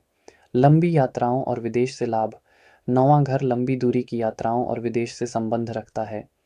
इस योग से देश विदेश की यात्राओं के अवसर मिलते हैं और ये यात्राएं लाभकारी सिद्ध होती हैं। विदेश में पढ़ाई, नौकरी या व्यापार फायदेमंद हो सकता है। विदेशी संपर्क आय और अनुभवों को बढ़ाते हैं। यात्राओं से नए ज्ञान और अवसर मिलते हैं। भाग्य द्वारा इच्छाओं की पूर्ति, 11वां घर इच्छाओं, आशाओं और महत्वाकांक्षाओं का है। जब इसका स्वामी भाग्य स्थान में बैठता है तो भाग्य स्वयं आपकी इच्छाओं को पूरा करने का बीड़ा उठा लेता है। आपके देखे सपने, योजनाएं, लक्ष्य भाग्य के सहयोग से आसानी से हकीकत में बदल जाते हैं। महत्वाकांक्षाओं को पूरा करने के लिए सही समय पर सही संसाधन और अवसर मिलते हैं। मित्रों और बड़े भाई बहनों का भाग्यशाली साथ। आपके मित्र और बड़े भाई बहन 11वां घर भाग्यशाली हो सकते हैं या उनका साथ आपके भाग्य को बढ़ाता है। वे नेक सलाह देते हैं, उच्च शिक्षा या यात्राओं में मददगार होते हैं और धार्मिक प्रयासों में उत्साह बढ़ाते हैं। उनकी संगति सकारात्मकता और लाभ लाती है। विशिष्ट क्षेत्रों में सफलता। यह योग आपको शिक्षण, प्रोफेसर, लेखक, प्रकाशक, वकील, न्यायाधीश, दार्शनिक, सलाहकार, धार्मिक नेता या यात्रा से जुड़े व्यवसायों में असाधारण सफलता और लाभ दिला सकता है। इन क्षेत्रों में ज्ञान और भाग्य मिलकर शिखर तक पहुंचा सकते हैं। पुण्य कर्मों का प्रत्यक्ष फल। ज्योतिष में इसे अक्सर पूर्व जन्मों के संचित पुण्यों का परिणाम माना जाता है। आपके अच्छे कर्म इस जीवन में भाग्य बनकर लौटते हैं और सुख, समृद्धि व सफलता प्रदान करते हैं। आप इस जीवन में भी अच्छे कर्म करके भाग्य को प्रबल बनाते हैं। यह योग वास्तव में जीवन को एक सुंदर और सफल यात्रा बनाने की क्षमता रखता है, बशर्ते कि ग्रह बलवान हों और व्यक्ति स्वयं भी सदाचारी बना रहे। यद्यपि यह एक अत्यंत शुभ और शक्तिशाली योग है, फिर भी जीवन में संतुलन आवश्यक है। यदि 11वें घर का स्वामी ग्रह कमजोर हो, नीच अवस्था में हो या शनि, मंगल, राहु, केतु जैसे ग्रहों से बुरी तरह पीड़ित हो, तो कुछ अप्रत्याशित चुनौतियां या नकारात्मक पहलू भी प्रकट हो सकते हैं। पिता के साथ मतभेद या उनका दुर्भाग्य। जहां पिता से लाभ की उम्मीद थी, वहीं ग्रहों की अशुभ स्थिति पिता के साथ गंभीर मतभेद, अलगाव या उनके स्वास्थ्य में गिरावट ला सकती है। पिता को आर्थिक संकटों का सामना करना पड़ सकता है या आपको उनकी जिम्मेदारी उठानी पड़ सकती है। वे अनजाने में आपके लाभ या भाग्य में बाधा बन सकते हैं। भाग्य में रुकावटें और दुर्भाग्य का अनुभव। आपको महसूस हो सकता है कि किस्मत रूठी हुई है। मेहनत बहुत करते हैं, पर अंतिम समय पर काम बिगड़ जाता है। इच्छाओं की पूर्ति में देरी और बाधाएं आती हैं, जिससे निराशा और हताशा हो सकती है। भाग्य का साथ न मिलने से आत्मविश्वास डगमगा सकता है। उच्च शिक्षा में गंभीर बाधा। उच्च शिक्षा प्राप्त करने में बाधाएं आ सकती हैं। प्रवेश में कठिनाई, पढ़ाई में मन न लगना, आर्थिक कारणों से पढ़ाई छूटना या डिग्री पूरी होने पर भी उसका सार्थक उपयोग न हो पाना जैसी समस्याएं परेशान कर सकती हैं। गुरुओं से विवाद या मार्गदर्शन का अभाव। सच्चे गुरु का मिलना दुर्लभ हो सकता है या गुरुओं के साथ अकारण मतभेद या गलतफहमी पैदा हो सकती है, जिससे आप उनके ज्ञान और आशीर्वाद से वंचित रह जाएं। अभिमानी स्वभाव गुरुओं से दूर कर सकता है। धार्मिक पाखंड और आडंबर। व्यक्ति धर्म का उपयोग केवल दुनिया को दिखाने या स्वार्थ साधने के लिए कर सकता है। मन में सच्ची आस्था का अभाव होता है। ऐसे आचरण से अंततः मानहानि और नुकसान होता है। लंबी यात्राओं में कष्ट और हानि। लंबी यात्राएं, विशेषकर विदेश यात्राएं, कष्टकारी और नुकसानदेह साबित हो सकती हैं। यात्रा के दौरान बीमार पड़ना, सामान खोना, धोखे का शिकार होना या यात्रा का उद्देश्य विफल होना संभव है। मित्रों या बड़े भाई बहनों द्वारा समस्या। मित्र या बड़े भाई बहन गलत सलाह देकर भटका सकते हैं या आपके पिता, गुरु या धार्मिक विश्वासों के प्रति अनादर रख सकते हैं। उनकी संगति अधार्मिक कार्यों की ओर ले जा सकती है। वे लाभ में हिस्सेदारी को लेकर विवाद खड़ा कर सकते हैं। अत्यधिक भाग्य पर निर्भरता और कर्महीनता। सब कुछ भाग्य के भरोसे छोड़ देने की प्रवृत्ति विकसित हो सकती है। व्यक्ति मेहनत करने से कतराने लगता है और अवसर गंवा देता है। यह सोच उसे कर्महीन और आलसी बना सकती है। कानूनी दिक्कतें और विवाद। ग्रहों की अशुभ स्थिति लाभ, पिता की संपत्ति या विदेश से जुड़े मामलों में कानूनी पचड़ों या मुकदमों में फंसा सकती है, जिसमें समय और धन बर्बाद होता है। इच्छाओं की पूर्ति में अत्यधिक देरी या असफलता। भाग्य का सहयोग न मिलने के कारण गहरी इच्छाएं और सपने या तो बहुत देरी से पूरे होते हैं या अधूरे रह जाते हैं, जिससे जीवन में खालीपन और असंतोष रह सकता है। यह समझना महत्वपूर्ण है कि ये केवल संभावित नकारात्मकताएं हैं। ग्रहों की सटीक स्थिति, दृष्टियां और सबसे महत्वपूर्ण आपके अपने कर्म और विवेक इन प्रभावों को काफी हद तक नियंत्रित और परिवर्तित कर सकते हैं। यदि आप इस शुभ योग के फलों को और बढ़ाना चाहते हैं या संभावित चुनौतियों को कम करना चाहते हैं, तो ये सरल उपाय बहुत सहायक हो सकते हैं। 11वें घर के स्वामी ग्रह के उपाय। जो ग्रह 11वें का स्वामी होकर 9वें में है, उसके मंत्र का नियमित जाप पूरी श्रद्धा से करें। जैसे गुरु हो तो ओम ब्रिम बृहस्पतये नमः। यदि ग्रह कुछ कमजोर है या अशुभ प्रभाव दे रहा है, तो उससे संबंधित सात्विक दान करें, जैसे गुरु के लिए पीले वस्त्र या चने की दाल। दान हमेशा सुपात्र को दें। 9वें घर के स्वामी को भी बल दें। 9वें घर के स्वामी ग्रह के उपाय भी करें ताकि भाग्य, पिता और धर्म का भाव मजबूत हो। पिता और गुरुओं का सम्मान, अपने पिता, गुरुजन और सभी बड़े लोगों का हृदय से सम्मान करें। उनकी सेवा करें और उनका आशीर्वाद प्राप्त करें। यह आपके भाग्य को प्रबल करेगा। धर्म का पालन, अपने धर्म के अनुसार सदाचार का पालन करें। नैतिक और ईमानदार बनें। धार्मिक कार्यों में रुचि लें और यथासंभव भाग लें। पाखंड से बचें। उच्च शिक्षा और ज्ञान का सम्मान, ज्ञान का हमेशा आदर करें। विद्यार्थियों की मदद करें। अपनी शिक्षा का सदुपयोग समाज हित में करें। तीर्थ यात्रा, समय समय पर अपनी क्षमता अनुसार तीर्थ यात्रा करना भी 9वें भाव को बल देता है और भाग्य में वृद्धि करता है। दान पुण्य, अपनी आय का कुछ हिस्सा नियमित रूप से दान करें, खासकर शिक्षा या धार्मिक संस्थानों में, या किसी जरूरतमंद ज्ञानी व्यक्ति की मदद करें। मित्रों की संगति, अच्छे, सदाचारी और सकारात्मक सोच वाले मित्रों की संगति में रहें। ओम का जाप, नियमित रूप से ओम का जाप करना या गायत्री मंत्र का जाप करना भाग्य बढ़ाने और मानसिक शांति के लिए उत्तम है।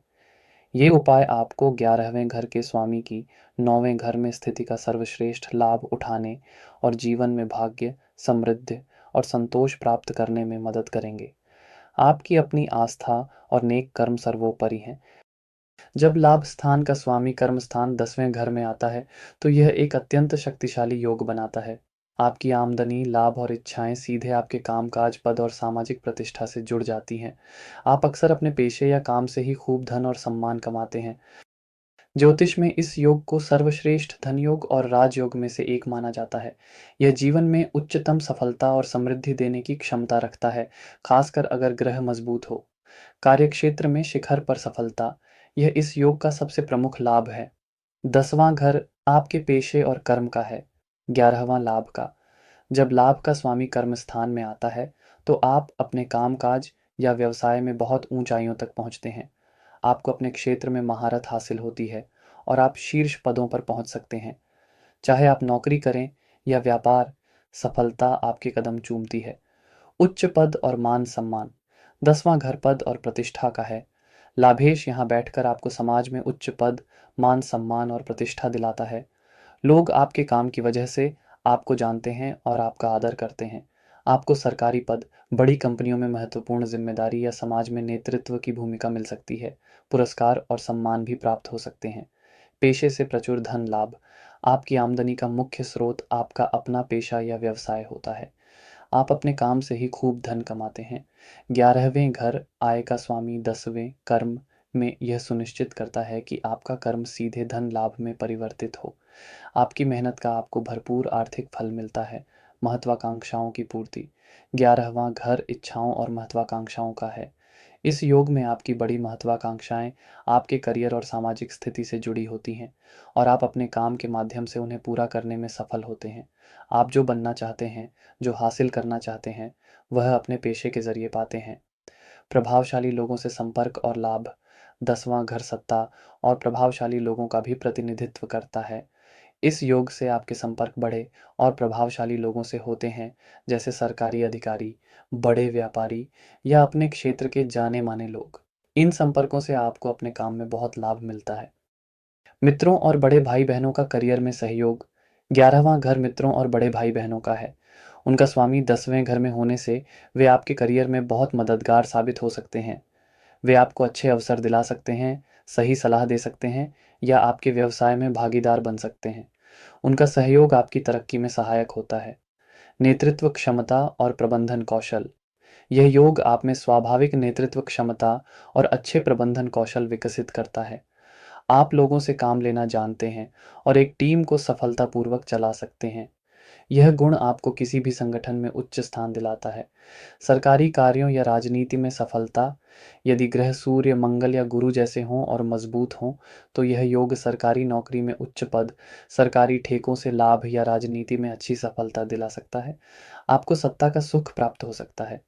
व्यापार में विस्तार और ख्याति, यदि आप व्यवसाय में हैं, तो यह योग आपके व्यापार को बहुत फैलाने और उसे प्रसिद्ध दिलाने में मदद करता है। आपका ब्रांड नाम बनता है और लोग आपके काम की गुणवत्ता को पहचानते हैं। कर्म ही पूजा, ऐसे लोग अक्सर अपने काम को ही पूजा समझते हैं और पूरी लगन और निष्ठा से अपने कर्तव्यों का पालन करते हैं। यही कर्मठता उनकी सफलता का मूल मंत्र बनती है। वे अपने काम के प्रति समर्पित होते हैं। यह योग जीवन में नाम, पैसा, शोहरत और सत्ता सब कुछ देने की क्षमता रखता है। खासकर जब 11वें घर का स्वामी शुभ ग्रह हो और 10वें घर में बलवान, उच्च स्वगृही मित्र राशि में हो। हर शक्तिशाली योग की तरह इसके भी कुछ नकारात्मक पहलू या चुनौतियां हो सकती हैं। खासकर अगर 11वें घर का स्वामी ग्रह कमजोर हो, नीच का हो या अशुभ ग्रह हो, शनि, मंगल, राहु, केतु से पीड़ित हो। अत्यधिक महत्वाकांक्षा और तनाव। सफलता की चाहत इतनी बढ़ सकती है कि आप हमेशा काम और पद के पीछे भागते रहें। इससे जीवन में अत्यधिक तनाव और मानसिक अशांति पैदा हो सकती है। आप सफलता के दबाव में रह सकते हैं। काम के लिए रिश्तों की अनदेखी। काम और करियर पर इतना ज़्यादा ध्यान हो सकता है कि आप अपने परिवार, दोस्तों और निजी जीवन को समय न दे पाएँ। इससे रिश्तों में दूरी आ सकती है और अकेलापन महसूस हो सकता है। आप काम के पुजारी बनकर रह सकते हैं। अनैतिक तरीकों का प्रयोग। जल्दी सफलता पाने या उच्च पद हासिल करने के लिए आप अनैतिक तरीकों, चापलूसी या गलत साधनों का सहारा ले सकते हैं। इससे भले ही कुछ समय के लिए फायदा दिखे, लेकिन अंत में मानहानि और पतन का कारण बनता है। अहंकार और सत्ता का दुरुपयोग। उच्च पद और सफलता मिलने पर आप में अहंकार आ सकता है। आप अपनी शक्ति का दुरुपयोग कर सकते हैं या अपने अधीन काम करने वालों के साथ बुरा व्यवहार कर सकते हैं। यह अहंकार आपके पतन का कारण बन सकता है। अधिकारियों या सरकार से परेशानी। यदि ग्रह पीड़ित है, तो आपको अपने वरिष्ठ अधिकारियों या सरकार के साथ मतभेद या समस्याओं का सामना करना पड़ सकता है। आपके काम में बाधाएं डाली जा सकती हैं या आपको बेवजह परेशान किया जा सकता है। मित्रों या बड़े भाई बहनों द्वारा कार्यक्षेत्र में बाधा। जहां मित्र सहयोगी हो सकते थे, वहीं अशुभ प्रभाव में वे आपके काम में बाधा डाल सकते हैं, आपकी छवि खराब कर सकते हैं या आपके साथ धोखा कर सकते हैं। उनकी वजह से आपको नौकरी या व्यापार में नुकसान हो सकता है। काम में अस्थिरता। आपकी आमदनी सीधे आपके काम से जुड़ी है। यदि आपके करियर में उतार चढ़ाव आते हैं, तो आपकी आय भी बहुत अस्थिर हो सकती है, जिससे आर्थिक असुरक्षा महसूस हो। स्वास्थ्य समस्याएं। काम के अत्यधिक बोझ, तनाव और अनियमित जीवन शैली के कारण स्वास्थ्य समस्याएं पैदा हो सकती हैं, जैसे हृदय रोग, उच्च रक्तचाप या मानसिक थकावट। प्रतिष्ठा पर आंच। अनैतिक कार्यों या अधिकारियों से विवाद के कारण आपकी मेहनत से बनाई प्रतिष्ठा पर आंच आ सकती है। बदनामी या सार्वजनिक आलोचना का सामना करना पड़ सकता है। इच्छाओं और कर्म में असंतुलन। कभी-कभी आपकी इच्छाएं, 11वां घर, इतनी बड़ी हो सकती हैं कि उन्हें पूरा करने के लिए आपके कर्म, 10वां घर, कम पड़ जाएं, जिससे असंतोष और हताशा पैदा हो। ये याद रखना बहुत महत्वपूर्ण है कि ये केवल संभावित नकारात्मक पहलू हैं। कुंडली के अन्य योग, ग्रहों की सटीक स्थिति और आपके अपने कर्म इन प्रभावों को बहुत हद तक बदल सकते हैं। यदि आप इस शक्तिशाली योग का सर्वोत्तम लाभ उठाना चाहते हैं और संभावित चुनौतियों से बचना चाहते हैं, तो ये कुछ सरल उपाय आपकी मदद कर सकते हैं। 11वें घर के स्वामी ग्रह के उपाय। जो ग्रह 11वें का स्वामी होकर 10वें में है, उसके मंत्र का नियमित रूप से पूरी श्रद्धा के साथ जाप करें। जैसे शनि हो तो ओम शम शनैश्चराय नमः। यदि ग्रह अशुभ फल दे रहा है, तो उससे संबंधित वस्तुओं का सात्विक दान करें। जैसे शनि के लिए शनिवार को सरसों का तेल या काले तिल। दान सही भावना और सही व्यक्ति को दें। 10वें घर के स्वामी को भी बल दें। 10वें घर के स्वामी ग्रह के उपाय भी करें, ताकि आपका कर्म क्षेत्र, पद और प्रतिष्ठा मजबूत हो। नैतिकता और ईमानदारी। अपने काम में हमेशा नैतिकता और ईमानदारी बनाए रखें। सफलता के लिए कभी भी गलत रास्तों का चुनाव न करें। अधिकारियों और बड़ों का सम्मान। अपने कार्यक्षेत्र में वरिष्ठों और अधिकारियों का सम्मान करें। सरकार के नियमों का पालन करें। कार्य और जीवन में संतुलन। काम के साथ साथ अपने परिवार, स्वास्थ्य और निजी जीवन के लिए भी समय निकालें। संतुलन बनाए रखना बहुत ज़रूरी है।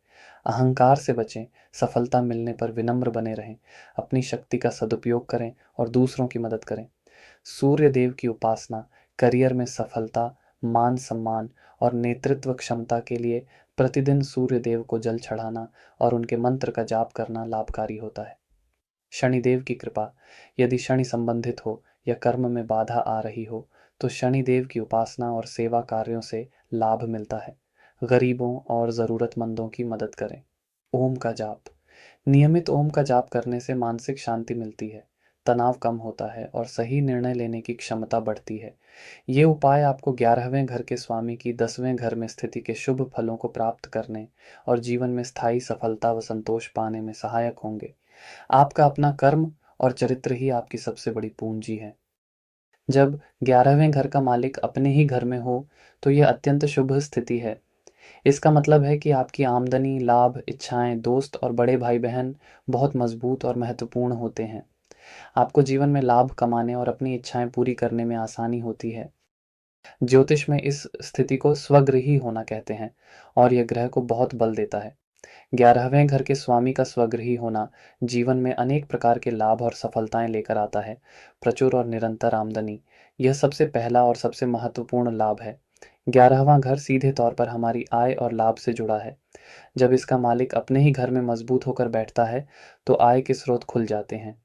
पैसा आसानी से आता है और अक्सर निरंतर आता रहता है। आपकी आमदनी के एक से अधिक साधन हो सकते हैं। आपको अपनी मेहनत का पूरा फल मिलता है और आर्थिक स्थिरता बनी रहती है। आपको जीवन में कभी धन की कमी महसूस होने की संभावना कम होती है। इच्छाओं की सहज पूर्ति। 11वां घर हमारी सभी इच्छाओं, आशाओं और महत्वाकांक्षाओं का घर है। स्वामी के अपने घर में होने से आपकी इच्छाएं आसानी से और जल्दी पूरी होती हैं।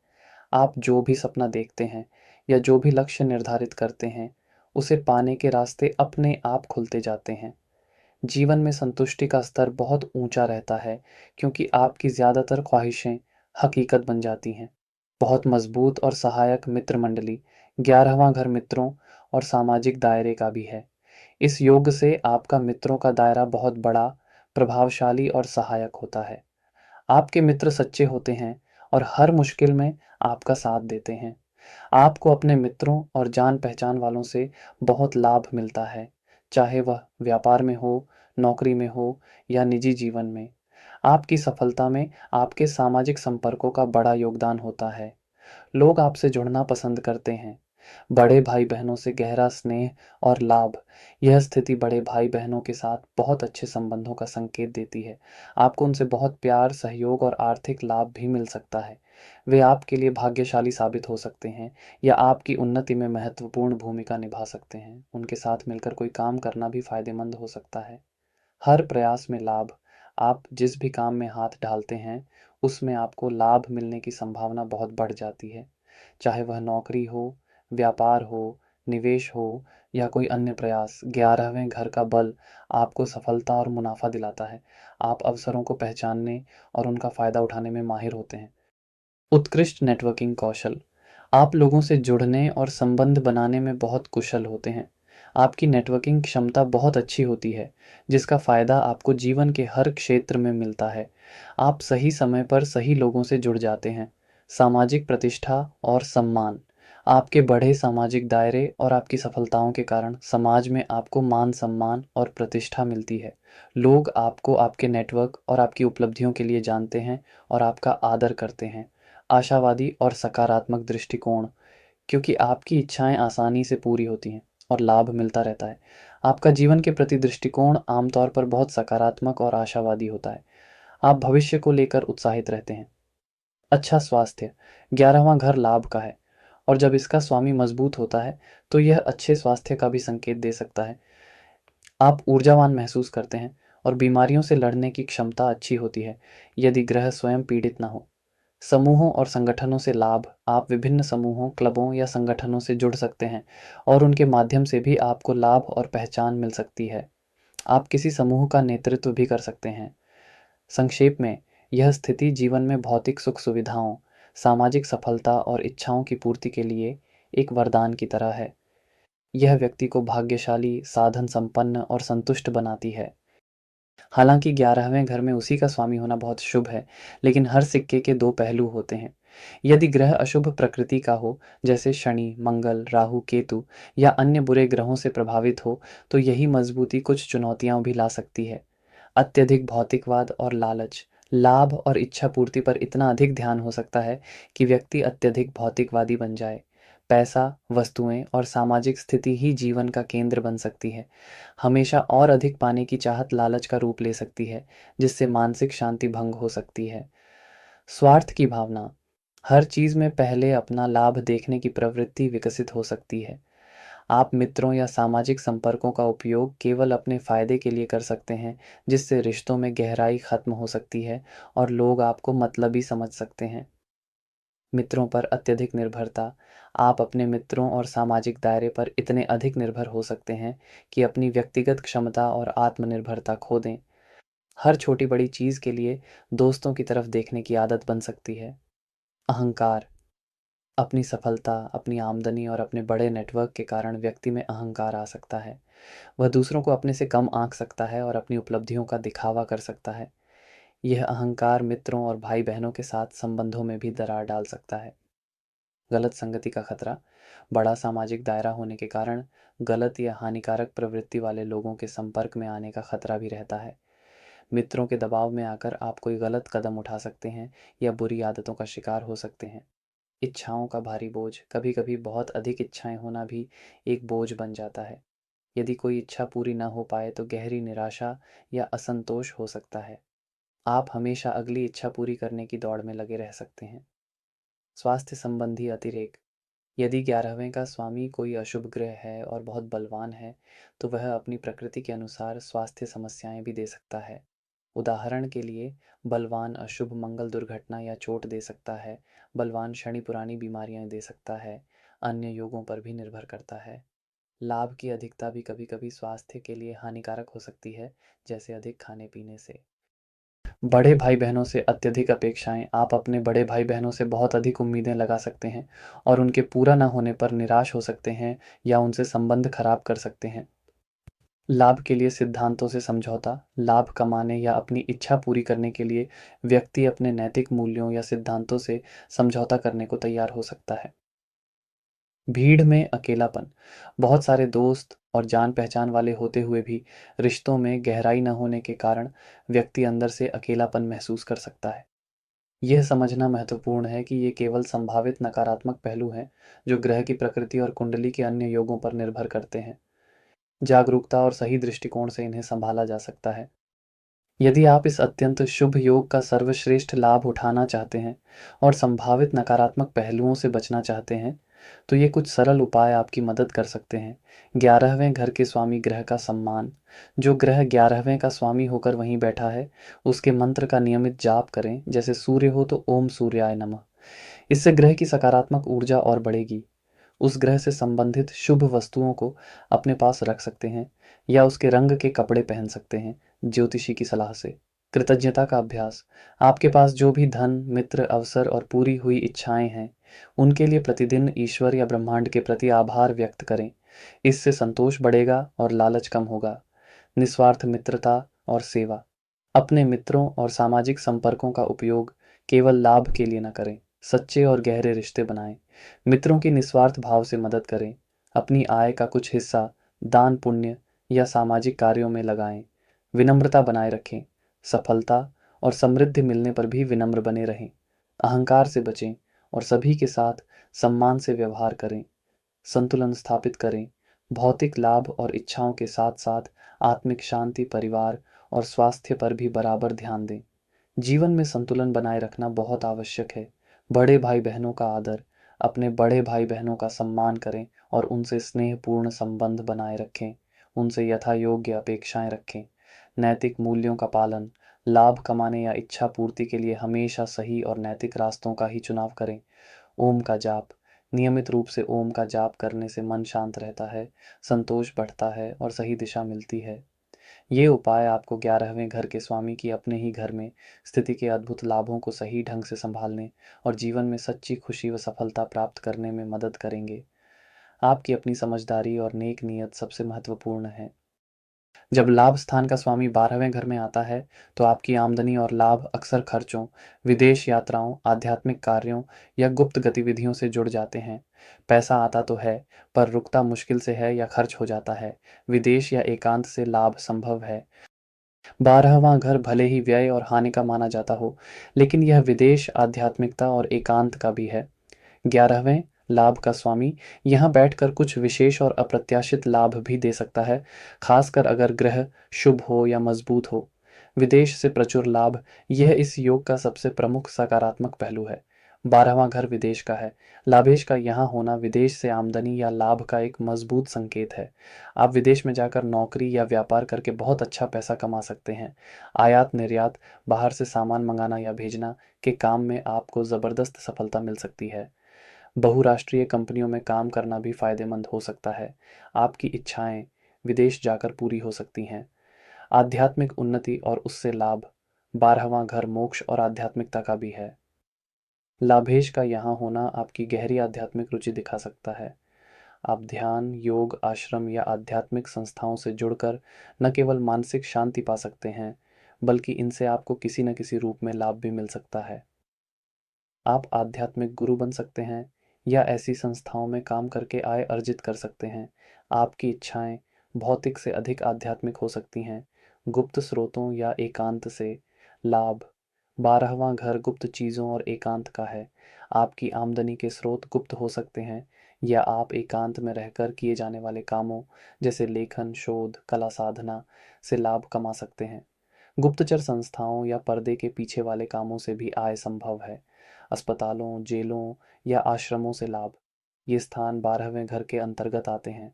आप चिकित्सा क्षेत्र में डॉक्टर, नर्स, अस्पताल प्रबंधन, जेल प्रशासन में या किसी आश्रम या सेवा संस्थान में काम करके अच्छी आय प्राप्त कर सकते हैं। इन स्थानों पर सेवा करके भी आपको लाभ मिल सकता है। बड़े खर्चों के बाद बड़ा लाभ। कई बार ऐसा होता है कि किसी बड़े निवेश या खर्च के बाद आपको उससे कई गुना अधिक लाभ मिलता है। जैसे आपने विदेश जाने पर या किसी बड़े प्रोजेक्ट पर खर्च किया और बाद में उससे बहुत फायदा हुआ। वह ही लाभ का आधार बन जाता है। दान पुण्य से लाभ, 12वां घर दान और व्यय का है। आप जितना दान पुण्य या अच्छे कामों में खर्च करते हैं, उतना ही अप्रत्यक्ष रूप से आपके पास लाभ वापस आता है। आपकी इच्छाएं दूसरों की मदद करके पूरी होती हैं और आपको संतुष्टि मिलती है। मित्रों का विदेश या आध्यात्मिकता में साथ, आपके मित्र 11वां घर विदेश में रह सकते हैं या आपको विदेश जाने में मदद कर सकते हैं, या फिर आपके मित्र आध्यात्मिक प्रवृत्ति के हो सकते हैं जो आपकी आध्यात्मिक यात्रा में सहायक हों। विदेश में रहने वाले बड़े भाई बहनों से भी लाभ मिल सकता है। शयन सुख, अच्छा वैवाहिक जीवन, 12वां घर शयन सुख यानी बिस्तर के सुख का भी है। यदि ग्रह शुभ है तो यह अच्छे वैवाहिक जीवन और आनंद का संकेत दे सकता है। हालांकि यह अन्य योगों पर भी निर्भर करता है। निवेश से लाभ, खासकर विदेशी। आप विदेशी कंपनियों में या विदेश में संपत्ति में निवेश करके लाभ कमा सकते हैं। हालांकि इसमें सावधानी बरतनी चाहिए। कर्ज मुक्ति और शत्रुओं पर विजय, विपरीत राजयोग।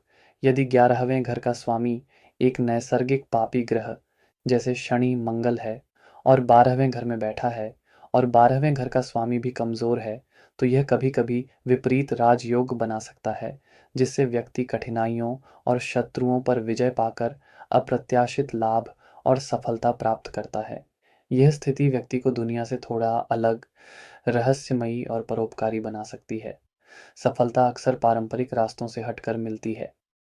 चूंकि लाभ का स्वामी व्यय और हानि के घर 12वें में गया है, तो यह स्थिति जीवन में कई प्रकार की आर्थिक और अन्य चुनौतियां भी ला सकती है, खासकर अगर ग्रह कमजोर हो या अशुभ ग्रहों से पीड़ित हो। धन का अत्यधिक व्यय, यह सबसे आम समस्या है। पैसा आता तो है, लेकिन टिकता नहीं। आय से अधिक खर्च होने की प्रवृत्ति रहती है। पैसा बीमारियों पर, अनावश्यक यात्राओं पर या गलत आदतों पर खर्च हो सकता है। बचत करना बहुत मुश्किल होता है। आय में अस्थिरता और हानि, आमदनी के स्रोत स्थिर नहीं रहते या उनमें बार बार नुकसान होता है। व्यापार में हानि, नौकरी छूटना या निवेश डूबने का खतरा बना रहता है। लाभ हानि में बदल सकता है। मित्रों या बड़े भाई बहनों द्वारा हानि या धोखा, 11वां घर मित्रों और बड़े भाई बहनों का है। उनका स्वामी 12वें में जाने से उनसे धोखा मिलने या उनके कारण भारी आर्थिक नुकसान होने की आशंका रहती है। वे आपके पैसे लेकर वापस नहीं कर सकते या आपको किसी गलत काम में फंसा सकते हैं। वे गुप्त शत्रु की तरह व्यवहार कर सकते हैं। बड़े भाई बहनों को कष्ट, आपके बड़े भाई बहनों को जीवन में कठिनाइयों, स्वास्थ्य समस्याओं, आर्थिक हानि या विदेश में परेशानियों का सामना करना पड़ सकता है। इच्छाओं की पूर्ति में भारी बाधा, आपकी इच्छाएं 11वां घर पूरी होने में बहुत बाधाएं आती हैं या वे अधूरी रह जाती हैं।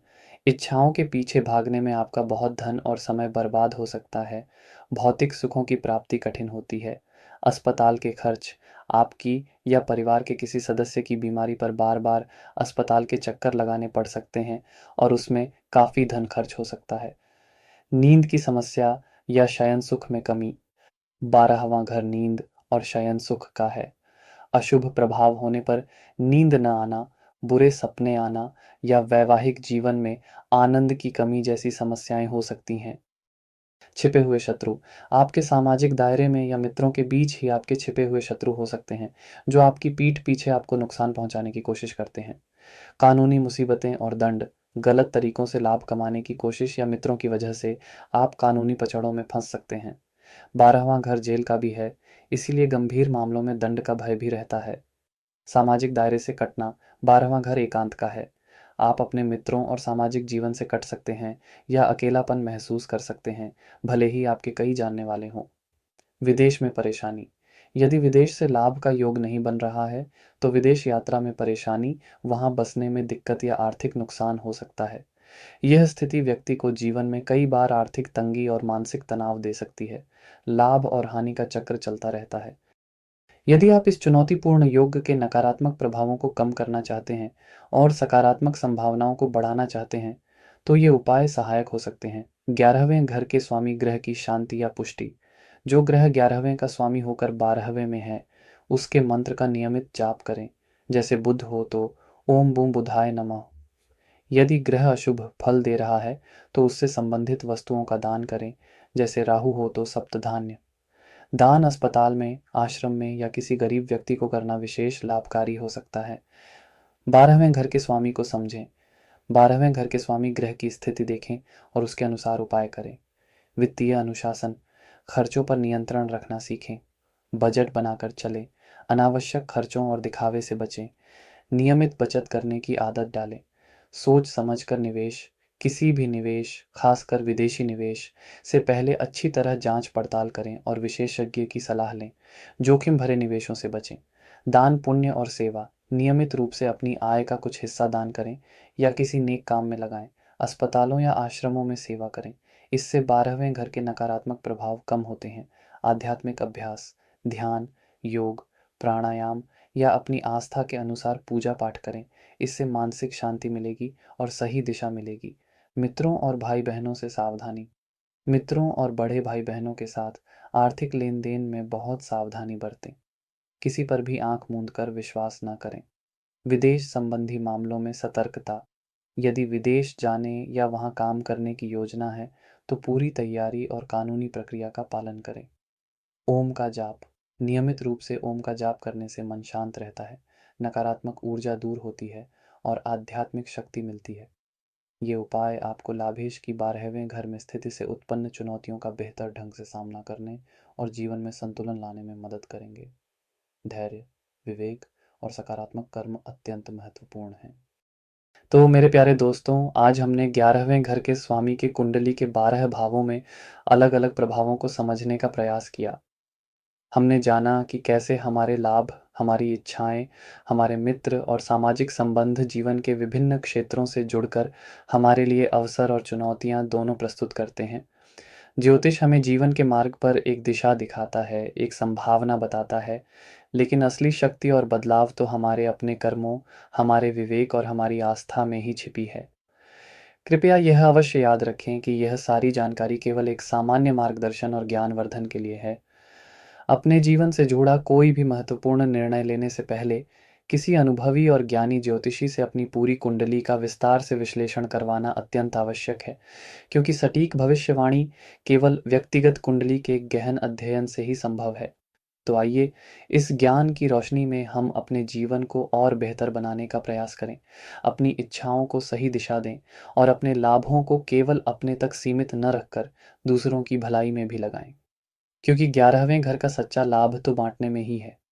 अगर आपके मन में अगले वीडियो के लिए कोई सुझाव हो या आज की चर्चा पर कोई प्रतिक्रिया देना चाहें, तो कृपया नीचे टिप्पणी खंड में अवश्य लिखें।